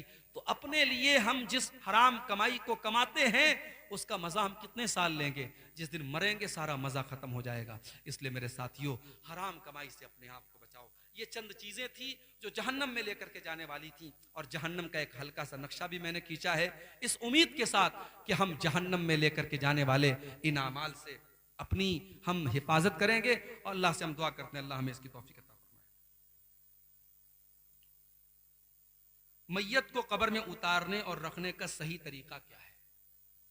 देखिए, मैयत को जो कब्र में उतारा जाता है तो उसमें एक तो ये है कि पायताने से उतारा जाता है, और उतारने के टाइम बिस्मिल्लाह व अला मिल्लत रसूलिल्लाह ये कह करके कब्र में उतारा जाए, उसमें और कोई शर्त नहीं है। हमारे यहाँ असल में जनाजे के ताल्लुक से बहुत सारी बातें राइज हो गई हैं। अब जैसे किसी इंसान का इंतकाल हो गया तो फौरन लोग क्या करते हैं, किबला रुख करते हैं। कोई ज़रूरी नहीं है। अगर किबला रुख इंसान का इंतकाल हो गया है, अच्छी बात है।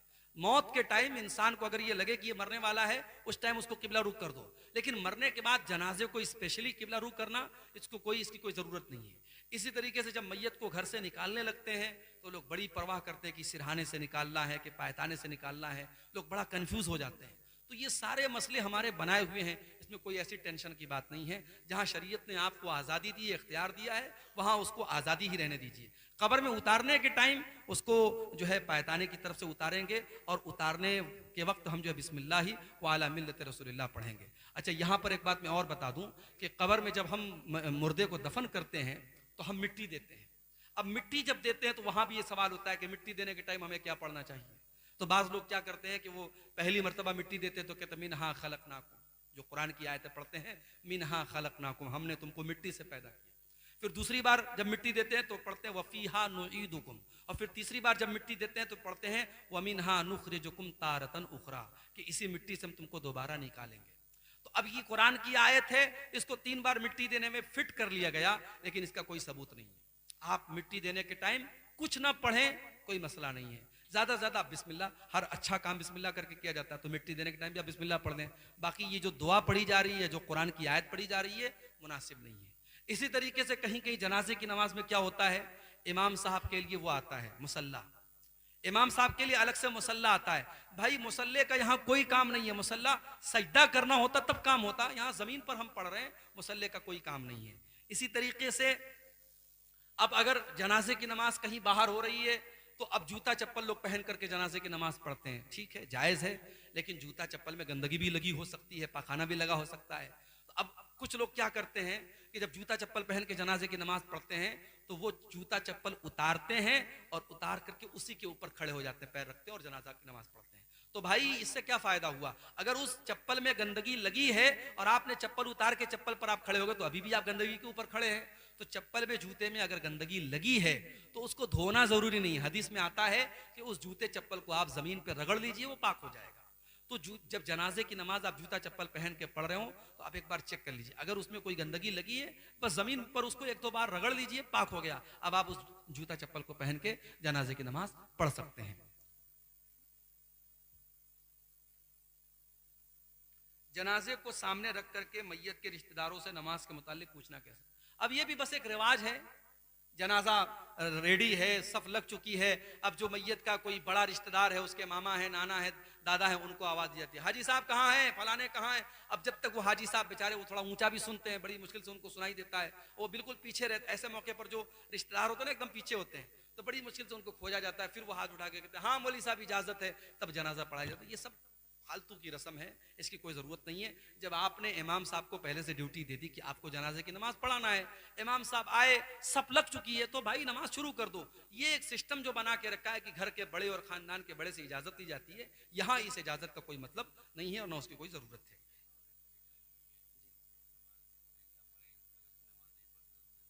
जी जी, अच्छा, किससे? हाँ हाँ, अच्छा,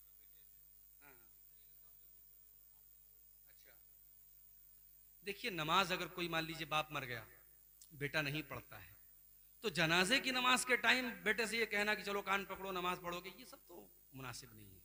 भाई नमाज तो उसको ऐसे भी पढ़ना है, वो नहीं पढ़ रहा है तो गलत कर रहा है। अब बाप के मरने पर उसके जनाजे की नमाज का बेटे की नमाज न पढ़ने से कोई ताल्लुक नहीं है। बेटा अगर नमाज नहीं पढ़ता है, बेटा गुनहगार होगा, बाप अपना हिसाब देगा। तो जनाजे की नमाज के दौरान ये सब कहने की जरूरत नहीं है। हाँ ये चीज होती है कि जब किसी का बाप मरता है तो इमोशनल सीन होता है, उस वक्त इंसान जज्बाती होता है।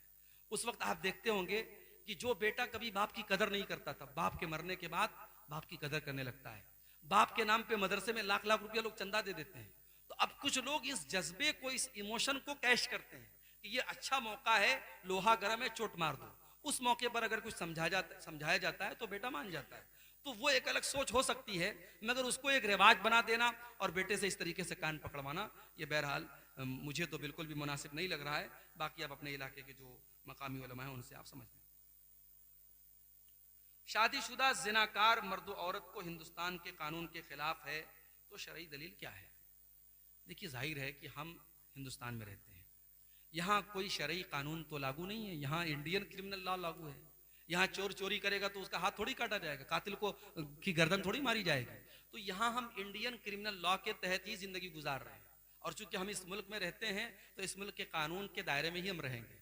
तो अगर कोई मान लीजिए जिनाकार है, लड़का लड़की ने जिना किया, तो हमारा इंडियन लॉ तो ये कहता है उसने कोई गलत काम किया ही नहीं। अगर आपस की सहमति से किया तो उसमें कुछ गलत नहीं है, उसको कानून के हिसाब से कोई सजा नहीं दी जाएगी। अब हम शरीयत की जो सजा है, शादीशुदा है तो सजाए मौत है, कुंवारा है तो 100 कोड़े की सजा है, वो सजा भी हम नहीं दे सकते, कानूनी एतबार से हम पकड़ लिए जाएंगे। तो फिर हम अपने तौर पर कोई एक सजा मुकर्रर कर दे जो हमारी पंचायत में आपस के मशवरे से तय हो। लेकिन उस सजा में भी हम इस बात का लिहाज रखें कि अगर ये काम आपस की सहमति से हुआ है तो दोनों भागीदार हैं, सजा मिले तो दोनों को मिले। सिर्फ लड़के को सजा देना और लड़की को इनाम देना ये तो मुनासिब नहीं है।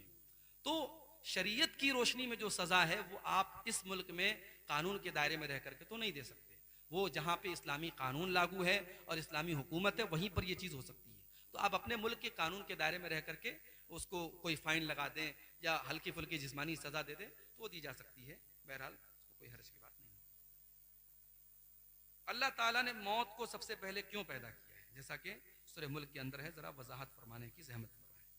देखिए, सूरह मुल्क में अल्लाह ने फरमाया कि अल्लज़ी खलक़ल मौता वल हयाता, अल्लाह ने मौत को पैदा किया और जिंदगी को पैदा किया। तो पहले अल्लाह ताला ने मौत का जिक्र किया, तो इससे उलमा ने यह दलील पकड़ी है कि मौत पहले पैदा की गई। अब इसकी हिकमत क्या है ये अल्लाह आलम, अल्लाह ज्यादा बेहतर जानता है। बाज उलमा ने यह लिखा है इस आयत की तफसीर में कि इंसान जब तक पैदा नहीं हुआ है, भाई मैं 1986 में पैदा हुआ, तो 1986 के पहले मेरा वजूद तो नहीं था दुनिया में, तो जब तक मैं नहीं था तब तक मैं एक तरीके से मौत ही के पीरियड में था।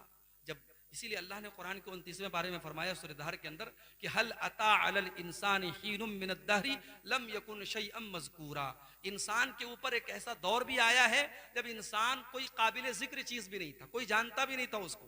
पैदा हुआ तब लोगों ने जाना कि हाँ ये अब्दुल्ला है, ये अब्दुर्रहमान है, ये फला है, ये फला है।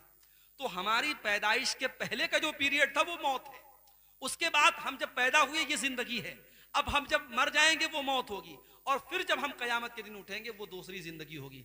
तो 2 बार जिंदगी है और 2 बार मौत है, ये मिला करके इसका कुरान में भी अल्लाह ने जिक्र किया है। बाकी अल्लाह ने मौत को पहले क्यों पैदा किया इसकी कोई हिकमत बताई नहीं गई है, और जरूरी नहीं है कि हर चीज की हिकमत बयान ही की गई हो। ला युसअलु अम्मा यफअल, अल्लाह जो करता है अल्लाह से पूछा नहीं जाता है। ठीक है,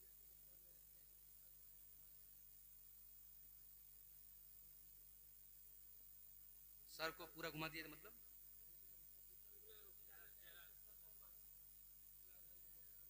उसमें मैंने एक मरतबा ये मसला आया था मेरे सामने, तो उसमें बहरहाल गुंजाइश मौजूद है सर को घुमाने की, सर को यानी दाहिनी तरफ जो है करने की गुंजाइश मौजूद है। उस पर हम मजीद तफसील से किसी अगली तकरीर में उसको दलाइल जो उलमा ने जो दलाइल दी हैं, जो हदीसें हैं, उसको सामने रख करके हम उस पर इंशाअल्लाह उसको रोशनी डालेंगे। ठीक है, अल्लाह ताला हम सबको नेक अमल की तौफीक अता फरमाए, कहने सुनने से ज़्यादा अमल की तौफीक अता फरमाए, आमीन।